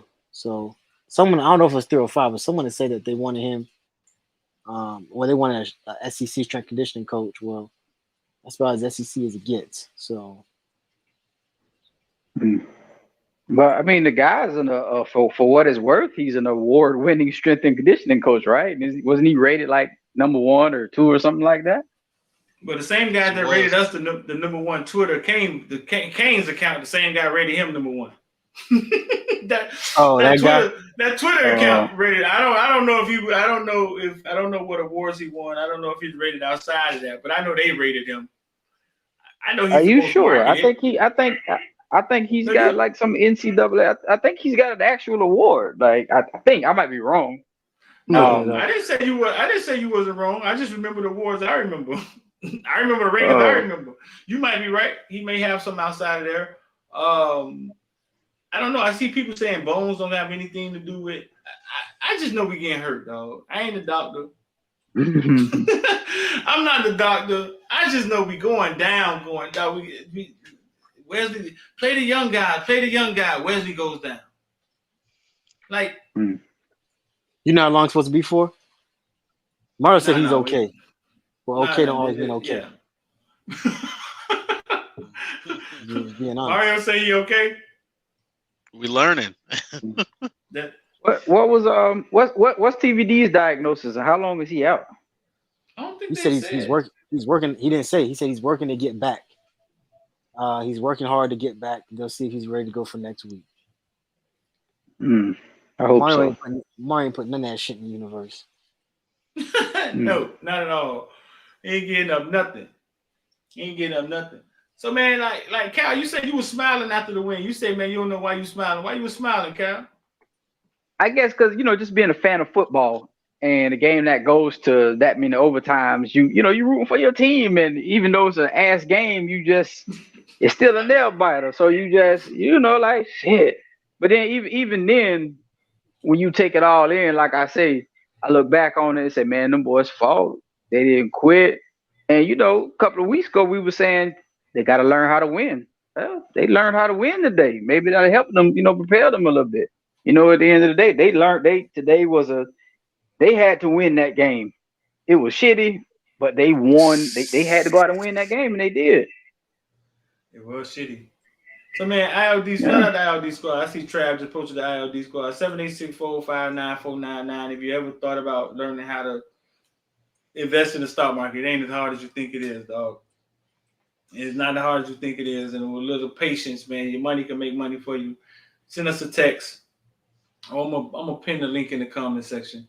What else we got going on? Anything Wake Forest? I thought this was a last year's score or something, man. Louisville smacked the shit out of Wake Forest. I'm confused. I was just about to say that. Smacked them. Go back. What was Malik Cunningham's stats? Malik Cunningham, 15 for 23. Yards? Yeah. That's it. How do you score 48? Their defense must have been going crazy. They must have like 4 pick sixes. Why? Well, Hartman threw 2 interceptions. What is that? 2 or 3 interceptions? Scoring something right there. Let me see. Field goal. Interception. Rush. Run. Pass. And then they dominated third quarter. 2 interception returns, all right? You said it, right? Yeah. Mm-hmm. So how about this one? K-State and Oklahoma State. K-State and Oklahoma State. Something significant about that game? Yeah, they beat Oklahoma State 48-0. Oh no, it's a game. And I meant to bet on this damn game too. I forgot. Kentucky and Tennessee. How's that game going? I was gonna take Kentucky. Oh, we were just looking at that now. What's the score? Let's see. It is for as great as the 20 SEC Tennessee to 6. For as great as the SEC is, man, this is only the third time that they've met they both met as ranked teams. Who? Kentucky and Tennessee. That's not hard to believe, though. Yes, just the second time. Yeah, but that's not hard to believe. It ain't like Kentucky's a perennial powerhouse, and Tennessee went down a long time ago, and they just starting to recover. That ain't that surprising to me. UCF There's some knocked off upsets Cincinnati this weekend. Yeah. What Cincinnati happened? number 10 in the. I ain't gonna lie. Cincinnati lost so much. Oh wow! But then again, they got a legend at the. It was still 6-2. Yeah, they got a legend as their offensive coordinator, so they don't get a pass from me. Who's their OC? Cincy? Yeah. I mean, it's hard to get. I mean, I don't think nobody's doing a better job than Cincinnati in the country. I mean, what kind of kids can you get to go to Cincinnati that ain't playing basketball? Is Illinois for real though? They 7-1. Their defense ranked like their defense ranked like number 1 in the nation sometimes. Play schedule up. It's fluffy. Real fluffy. It's fluffy. Let's look at it. Northwestern, Nebraska, Indiana. Oh, that shit don't count. So let's go. They beat Wyoming. They lost to Indiana. They beat Virginia 24-3. Who are we to be talking? They beat Chattanooga. They beat Wisconsin. They beat Iowa 9-6. See, look at that. We swear this stuff only happens with us. They beat Iowa 9-6. They talked about 3 teams on game day today that are complete failures. I can tell you one. Well, they think are failures. Texas A&M was 1. University of Miami was 2, and Iowa was 3. They pretty much sure that Iowa coach about to get fired this year. And they beat Minnesota and they beat Nebraska. Iowa and right home about. They beat Minnesota and they beat Nebraska. I think that little conference that they in may be down, huh? They got Michigan State. Well, it's the same conference. How did Michigan State go? They didn't play them yet. It's not still going. No. Michigan State played Michigan today. How that game went? Oh, let's see. It's still on right now. Oh, cause I'm looking at I'm looking at their schedule. They got Michigan and Michigan State next. That's what I'm Yeah, saying. Michigan is 3-0 right now. Michigan winning first quarter. So we got Pittsburgh and North Carolina. We don't even care about the ACC no more, huh? We can't win it. No, Well, we North can't. Carolina lose twice. We can't win the ACC. We can still win the Coastal, maybe. We just gotta be once again waiting for everybody else to see if they screw up. I North Carolina don't think we lost can it, win the right? Coastal. If they lose They tonight, lost No. one. They lost yeah, one. They if haven't they win the lost. conference game now. They haven't lost the Coastal game. They haven't lost the Coastal game yet. Nah, they haven't lost in the ACC. No. Mm-mm. Let's see what they got. So they left. not. I don't think we can win because they don't played a lot of conference games already. So they ain't got that many left for them to lose 3. They need to lose 3 for us to be able to have a shot. Well, listen to this. Listen to this. ACC crazy. Look what they got left. KB. They got Pitt tonight, right? Then they got Virginia, and then they got Wake Forest. Look at many over there can't. They got Georgia Tech and they got NC State. They got Wake Forest. Huh? What? They might lose to Wake Forest. They might lose to NC State.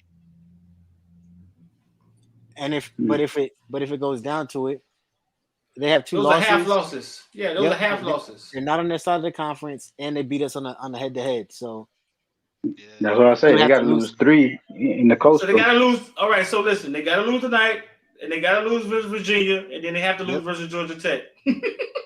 Good luck.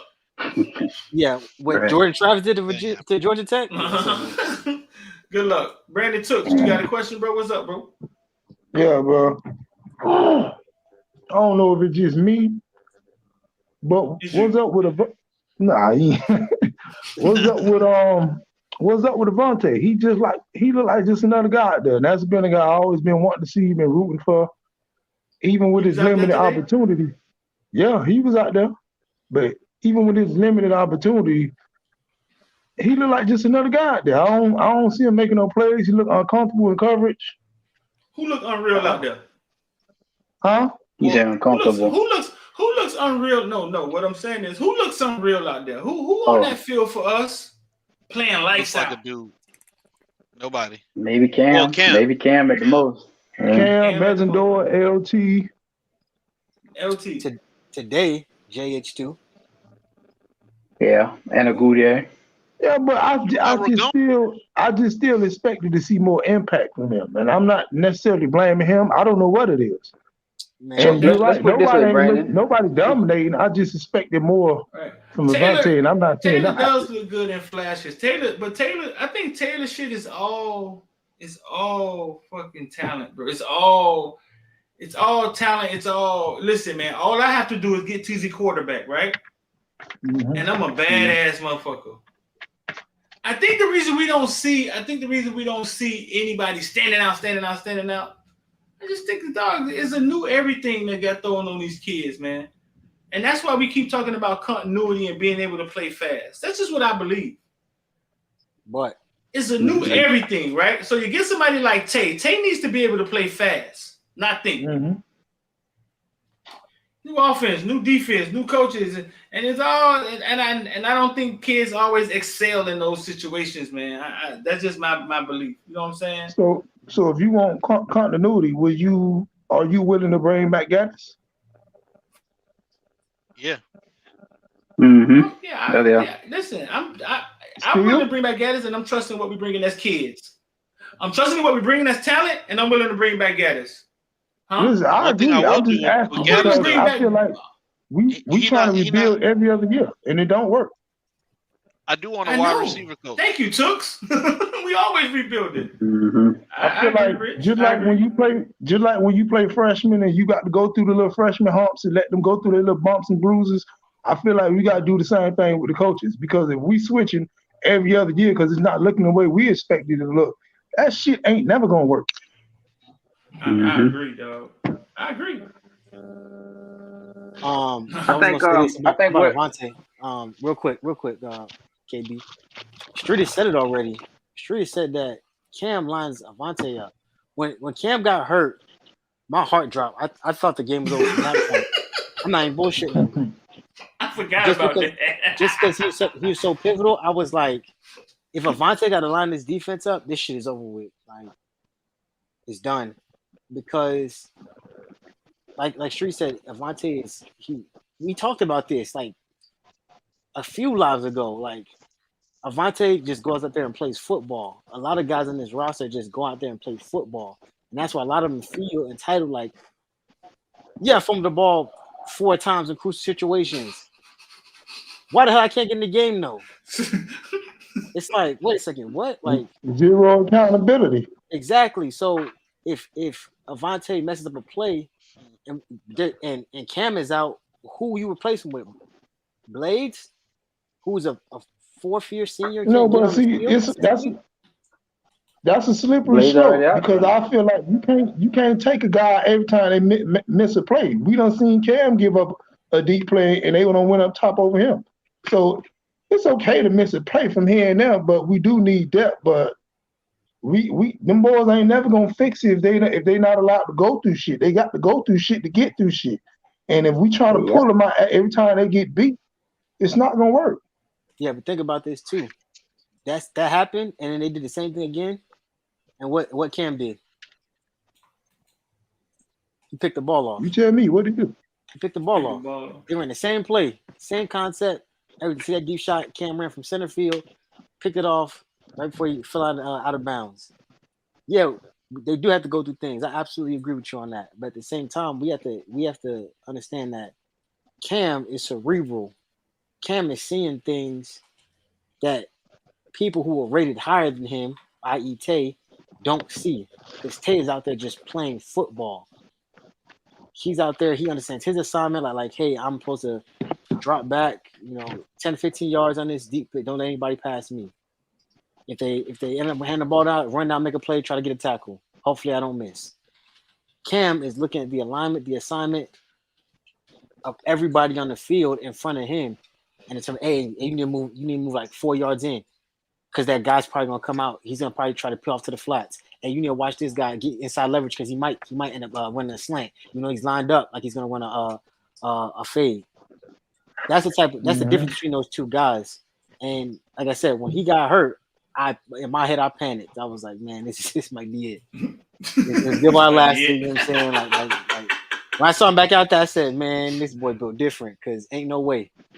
And that's what we gotta understand. I agree with that. I'm not necessarily advocating for him to be playing. I'm just saying every time somebody misses a play, we can't, because even as fans, we do that. As soon as a nigga get bombed or he get beat, oh yeah, he shouldn't have been playing. You put Jada Harris in, he get beat the next play. You right. This comes with it. So I'm not necessarily advocating for him. I'm just saying. But I do think sometimes you do gotta, and this is what I do when I coach. One of my guys get beat deep, I pull him out of play to coach him up on a sideline of what he need to be seeing. Put somebody else out there, and then I send him back out if he's a more talented player, naturally because he deserved to be out there, right? He gives me the best chance to win the game. So yeah, sometimes that does happen, and Cam took full responsibility for it. He was like, "That's my fault. He was playing hero ball to his own admittance, and he says it. And then when the ball got past him, he was like, "Look, how Street say, ass and elbows." Yep. But buddy was 5'8" with track speed. It wasn't much he could do. You know what I'm saying? So Tooks, you watched the whole game? I watched the whole game, bro. What was your experience watching that game, man? What were you thinking, man? What were you thinking, man? Bro, that shit it's a roller coaster. It's like when you're watching the defense, you can see them boys ain't quitting. They bend, they don't break. They holding us together. Then when the offense get on the field, I'm like, damn, what the fuck going on? And it's like, yeah, this Jake's first game, but with a week of preparation, because we knew he was gonna be the starter. I just expected him to look better. And I was here when you guys brought up TVD stats and all that. I just expected more from Jake with this week.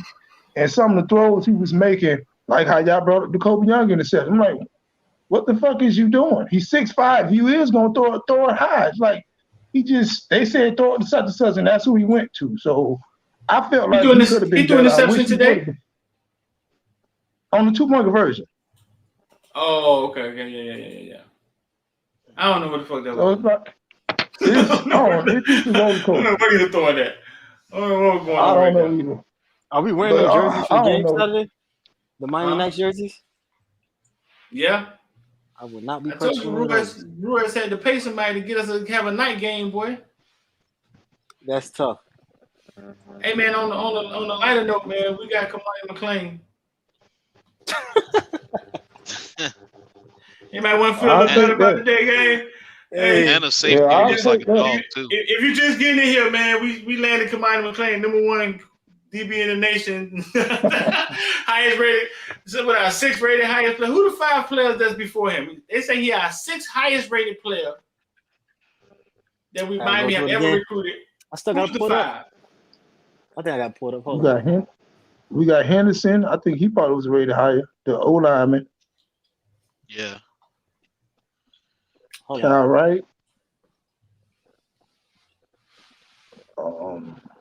Let's see. Ryan LOL, Moore. And you understand? Ryan Moore. Yeah, Jake Ryan second Moore. guesses himself, and you can see it. Bet that up, LOL 305. He looks very uncomfortable out there, LOL. He does. Jake looks very uncomfortable, All and right. that's how he looks in practice sometimes. So the 5 highest players prior to is DJ Williams, Mm-hmm. Santrell Henderson, Willie Williams, Ryan Moore, and Kyle Wright. Willie Williams, Ryan Moore. Was Ryan Moore good with us? Yeah, before he got in trouble, he was the truth. Where is he? What year we talking about? We That was going back. That's early He was in the 2000s. class. He was in the class of 02. See, I knew it had to be then. That's when I went to the Marine Corps, Medi. Like that whole 2000. And I tell me and Philip talk every day, and I tell him, bro, I do not remember you playing because my ass was in the Marine Corps and I did not see football. Like he sent me highlights, and I be like, dog, I don't remember seeing none of that shit. I feel the same way Street about that was LeBron first finals appearance. I do not remember. I was in boot camp. They were like, man, LeBron was going off. I was like, I don't remember that at all. I just remember he just got smacked by the Spurs. What'd you say, Kyle? No, I was gonna say Ryan Moore was a part of that. That's when we really started to decline. When we started getting, it's like Coco was a good recruiter as far as he could land who he wanted, but it kind of started to feel like he was just looking inside rivals' book and pulling guys in because he was like Kyle Wright, for real, because he was getting all these high guys and they just came in and it wasn't the same UM football. It was just ass. And Coco was the death of us. He was. Well, actually, But I'm gonna you blame gotta kinda put it on the Shalala. players, too. I'm gonna blame Shalala and athlete- Paul D.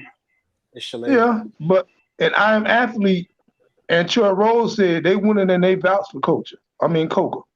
Yeah, we are. Yeah, that's a story. We all know that. Mm-hmm. Yeah, they said They 30 won. for 32. But they kids though. They They kids. Right. That's why you can't let the inmates fucking. Yeah, I Right. We had guys vouching for marriage. Shit. That'd be the equivalent of me going in. That'd be the equivalent Man, of these me having, niggas. I was gonna say that would be the equivalent of me being in high school and going to the principal and be like, "Hey, man, we want Miss Jenkins, 84-year-old life. We want her as a teacher." Right. Of course they wanted them to stay. I'm sure it's like that all the time. But all right, Took, so I'm gonna bring somebody else in here. All right, I'm gonna put you in the back room for a second. All right. Hey, appreciate you, Took. Sure, bro. Go ahead. No problem. I'm just gonna put you in the back room. Just chill right there. I might bring you back in. We ain't gonna be on here much longer. We got SL Kane. What's going on, bro? What's going on, Street? What's up, man? Hey, man, I got a quick question. Do you think the team that lost to Middle Tennessee State is better or worse than the team that lost to FIU and La Tech? Wait up. That's a good question. Slow down for me. You saying the Miami team, right? Uh-huh. Which team was that? That was Eno's team that played La Tech, right? And that was Eno's at FIU too? Yeah, that was Eno's. Yeah. Well, Eno's might have quit by the time we got to La Tech, but yeah. Who had more talent? That team that lost to Middle Tennessee State. How many interceptions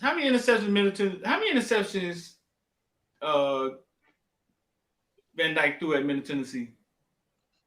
He threw 2 in the first 2 drives. So do I think that's a loaded question. I think Van Dyke on a normal day could beat that team that lost to FIU. If Van Dyke don't go out there and stink it up, right? If Van Dyke don't go out there and stink it up right off the bat, right? Rich. I think they could beat that team that lost to FAU. Rich, what you think? Pull up the roster. No, don't pull up the roster now. Don't do that. Because that ain't what our problem was. Our problem wasn't the roster. No, it wasn't. That'll confuse you every time. That'll confuse you with Miami teams every time. I was just saying, we had way more 4 and 5 stars on that team, and we still lost to FIU and La Tech. Mm-hmm. And we didn't do nothing to get better since then until Manny came. I mean, not Manny, until Mario came. Mario, the first time we really starting to get players that have any size.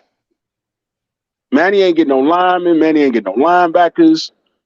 You know, he got some DBs and safeties and a couple pieces here and there, but that team really not much different than the team that lost to FIU. When you say team, you mean roster or you mean just the team? What you mean? What do you mean? I mean, when you look at, you know, we got Lingard, Cam, you know, we had a good line. We had decent wide receivers. That team was butt. And the teams that we putting out there right now that we talking about fire Gaddis over, those teams are worse than the teams that lost to FIU and La Tech. On paper. I would have to agree with that. On paper, I would have to agree with that because that same team that lost to FIU and La Tech, we still had draft picks from that team, from those teams. I ain't gonna lie, man. Jared Williams, though. That's the only thing that's changed. Oh my God, I'm going get high. Dog, hey, if I ever see him on the street, dog might have to see me for this one. That was homecoming too. On the spit old angle. He might have to go hands with me, dog. Hey, you know what's funny? Crazy. I used to feel like that about Kyle Lowry for a long time. That boy lost me $800 one night. Fool. I'm gonna tell y'all that story one day. I used to be like, boy, if I ever see Kyle Lowry, that boy lost me $800 one night, boy. If I ever see Kyle Lowry, he gonna have to see me. Not here in Miami right now. I feel that's the funny part. That's the funny part, though. We getting ready to lose to the 0-4 Sacramento Kings, by the way. If anybody was wondering. Ouch. No, I just feel like the team was getting worse, man. I mean, Manny was just driving the team into the ground, street, and now you want Gaddis to fix it overnight. Yeah, man. Like one thing that can't happen, and I'm gonna have a meeting with my squad. When you sit in these chairs, right? When you sit in these chairs, you just have to listen to the fans. You just gotta kind of listen to them vent. You know what I'm saying? Because they all ain't seeing it. They all ain't getting the text messages with the inside info that we got going on behind the scenes. They all ain't football villains, and everybody don't see it on the same level. But then you got people like the Orange Bowl boys. I mean, they every tweet kills Gaddis. You know what I'm saying? That's how they see it. Yeah, every tweet kills Gaddis. And then they got a large following too, like you do. So. Just like Mehdi says, I just don't remember the energy being so high. And I think the energy is so high, like I said, because you've never saw a genius black coach. You've never saw a genius black coach. We've never called a black coach a genius. So if we never call him a genius, then it's easy to call him an idiot. Exactly. I mean, they keep trying to make it seem like Harbaugh was doing all the work. I'm like, this dude running the offense, this dude calling the offense, Harbaugh just standing over there with the headphones on. Right. Yeah, so he's not doing a great job here. Okay, fine. Is it him? Is it the injuries? Is it the bleeding? Is Mario telling him what to do? We don't know. But the energy to get him out of here is really weird. I agree 100%. It's weird to be so early. It is. It's weird. It's weird. Because I don't remember the energy ever being like that for anybody, not even D'Onofrio. We dealt with that for 4 years, right? Right. 4 years. We dealt with that. And like go ahead. I was gonna say, like I said, I think Manny understood year one. It's like, man, Enos can fuck around and get me fired, knowing that the chance that they took on me, I got to get him out of here sooner rather than later. Like, every year Manny was here, he fired somebody and it still didn't make no difference. Yeah. But Enos had a better offensive talent than Gaddis did. Who Enos had? It's inexcusable what he did to James Williams. I mean, to Jared Williams, but that's another question. That's another thing for another day. But Enos was here. We had what? We had Lingard. We had Cam. We had DJ Dallas. We had what? Tight end that got drafted. We had a couple wide receivers that ended up in the NFL. We had a decent line. Yeah, Jeff Thomas. Yeah, Jeff Thomas was here. Woo. Enos had a way better team. Yeah, I think it was Jeff and KJ, right? Or did you have KJ for 1 year? Let's see. In that Florida International game, Cameron Harris had 11 carries for 86 yards. DJ Dallas was here. Robert Burns. You got stats. Reverend Jordan, damn near the best tight end in America. Receiving. Mallory had 4 catches for 71 yards. Mark Pope was here. Cameron Harris was here. Michael Griffin II was here. AJ Oliver. So we had the fast Mallory. Jeff Thomas was here. Mike Carley was here, and D. Wiggins. Right.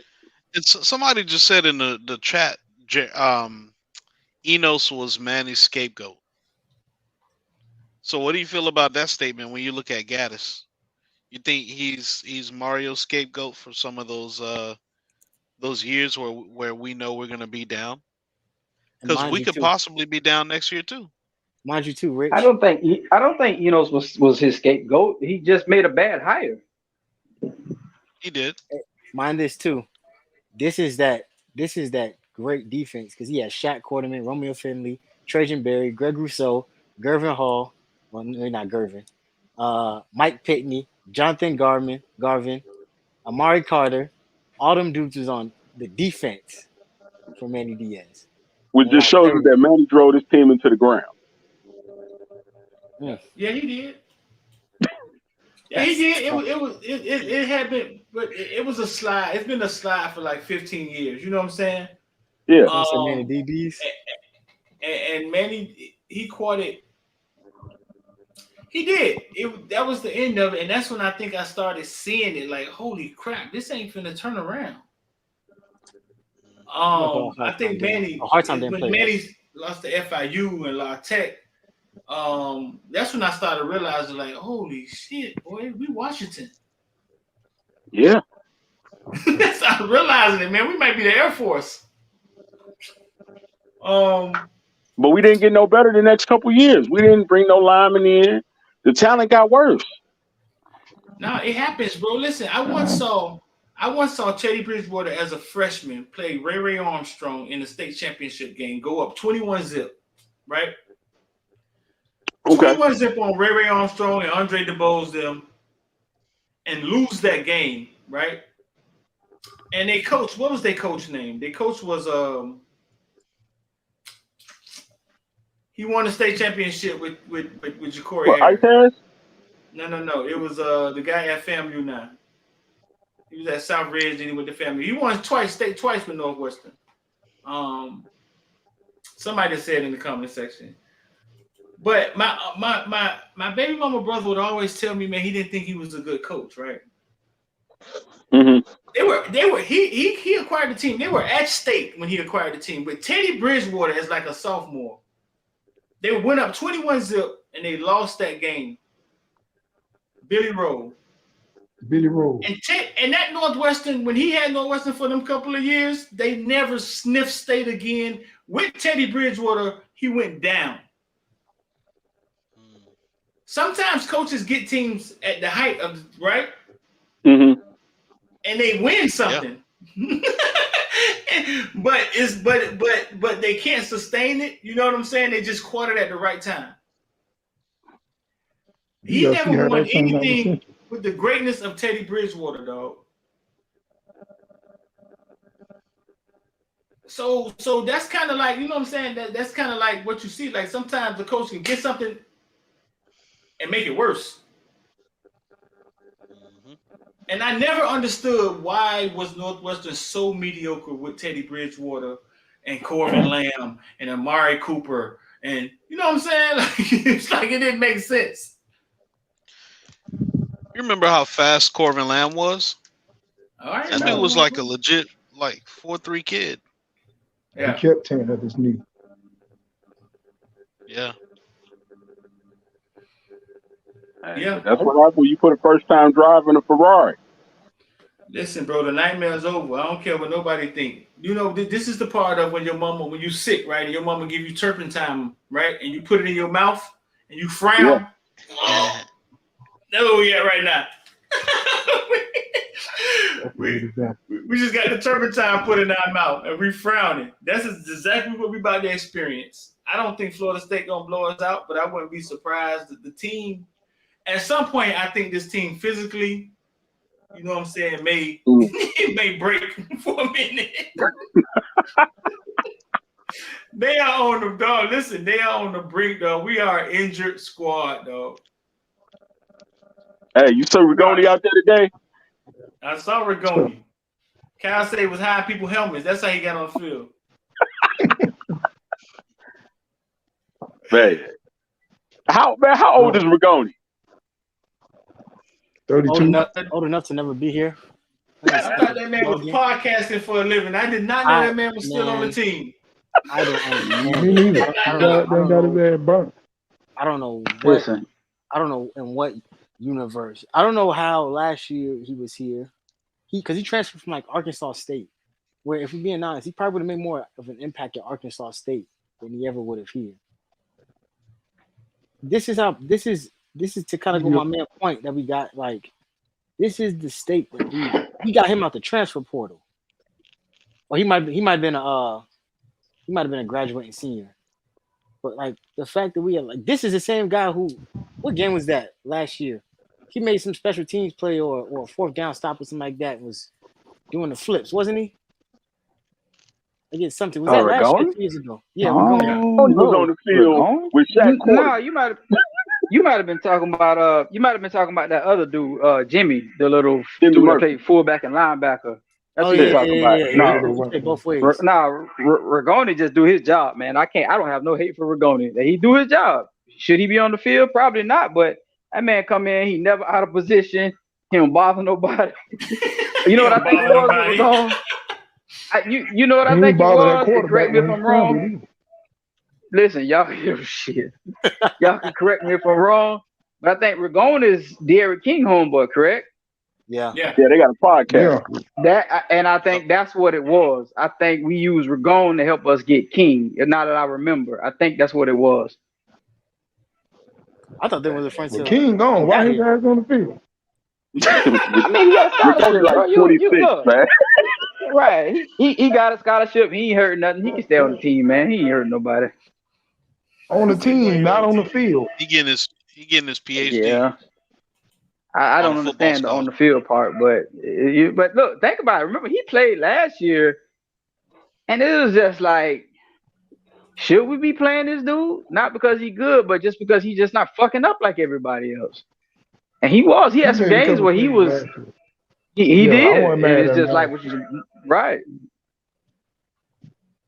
Today was strange though. That was a weird one. Who's in front of him? Nobody's in front of him. Where everybody at? That's what I'm confused about because he had to be in at the inside linebacker spot, right? And I'm like, Caleb, no, he was on the right side. That's the he was on the right side, and Keontre was on the other side, right?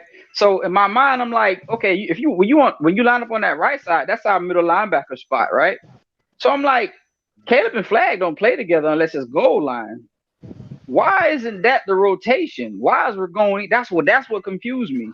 I'm like, it should have been either Flag or Caleb. Who? Because Wesley went out. Yeah, Wesley went out. But Wesley don't play inside. Well, Wesley went out, and then that would have put Smith in the game. But Smith hurt. So Wesley and Smith go out, so I guess we're going next. Yeah. No. No. Look, the middle you have is just is as far as I know is just Caleb and Flag. Those other linebacker spots you got Keontre because Steed is gone. You said Chase is hurt, Wesley's hurt. There's somebody I'm missing, am I not?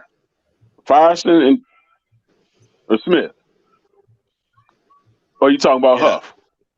And that's not Huff. They're not gonna play Huff. It was sets today. They had Caleb and Flag on the field at the same time, and they both on the goal line, right? No, they had us goal out line. there Thomas at the fourth Davis quarter at together. middle They had a linebacker now. few sets today. Oh, They had a few okay, sets. my bad, my That's bad. how bad we down bad at linebacker. Bad. My fault, y'all. Okay, that's why Gil was playing. Yeah, Yeah. maybe Give they a was play. last to find to linebacker. Yeah, Gil got Yeah, a game. Gil got in What at happened to linebacker. It Thomas looked like, Davis? He gone? oh shit, forgot about him. Cave at West Virginia. Thomas Yeah, Davis. Cave No, he said Thomas Davis. Thomas Davis, he's there. A Davis in. Then they moved him Yeah, to he linebacker in the spring. Linebacker They or moved something. him. Yeah, they moved him to linebacker. They did move him to linebacker. What am I thinking about? Austin Cave is at West Virginia somewhere on the bench. Yeah. He gone. Now, what that tell you? Guy leave here and he can't get on the field at West Virginia. who got blasted today, and we took their best player. Did they get blasted? I'm pretty sure they did. Unless Yeah, I'm they got tripping. dog walk. Yeah. Listen, man, I gotta go to a Halloween party tonight, man. I'm gonna be Jeffrey Dahmer's neighbor, man. Just don't eat them edibles again, man. Shit. I'm gonna be that lady that was next door to Jeffrey Dahmer, like, police, it's stink next door. I didn't even watch that bullshit. Huh? Me neither, man. I didn't watch that shit. I'm gonna be The Jeffrey whole Dahmer's world neighbor. watched it, apparently, though. I'm gonna be I'm Jeffrey good. Dahmer's neighbor tonight. But listen, man. Okay, so let's on the positive note. We flipped Oklahoma. Caleb Spencer. We got old safety. If y'all just getting in here, late last night, we flipped Oklahoma. Had a commit. We flipped them to University of Miami, coming to play money or whatever the damn strong safety we call him the strong safety these days. We got the number one cornerback in the nation, Kamani McLean. That happened this week. And we just won a soccer match a couple hours ago. Versus a handicap football team. Versus House of the Blind. We just won a soccer match. They said Randy won the game 6-3 when he was here. Y'all remember that? Yeah, no, against who? I don't doubt it. Shit. And we be swearing that this is the worst time. That was the worst game ever. Man, I do not doubt that shit. Man, the worst time ever was when we had Kevin Kelly quarterbacking. Kenny Kelly? No. Kelly was straight, bro. Kelly should have stayed stuck that shit out. Kelly wasn't bad. I'm just saying, it was the bad years right there. Oh, the bad years. Yeah. I got you. I got you. Yeah. So listen, man. I like Kevin Kelly though. We about to get up out of here. Y'all got anything y'all want to say for y'all get out of here? Now listen, my team, my squad, I don't want y'all to leave. I want y'all to be right in the back. I'm gonna talk to y'all for a second, all right? So all right, I'm gonna put all y'all in the back, man. I appreciate it. Y'all got anything y'all want to say? No, Hey, good win, team. Good win. Yep. All right, man. Y'all wild, man. KB, Maddie, Rich, y'all stay in the back, all right? Yeah, all right. All right, man. All right, man. 786-405-9499. If you want to get down with IOD Squad, 786-405-9499. We want to get down with IOD Squad. If you want to join, become a member. Hit the join button. It's right there next to the logo somewhere, man. Just hit the join button. You want to be a football villain? We have a little secret meetings where we talk about little certain things that we don't talk about on public. I mean, it may not be appropriate to say. We have a group meet that goes on all night, but we sit in there, we argue about should Josh Gaddis be fired? Mainly, that's what we talk about. But yeah, man, Miami got a win today. We got to be happy about the win. It wasn't that pretty, but it was a win-win. So we're going to get up out of here, man. Y'all just, if you don't feel that great about the win, just think about we got Kamani McLean and his mama coming to the family. So don't put off tomorrow something you can do today. The rest of your life could be seconds away. I'm D and I'm out of here.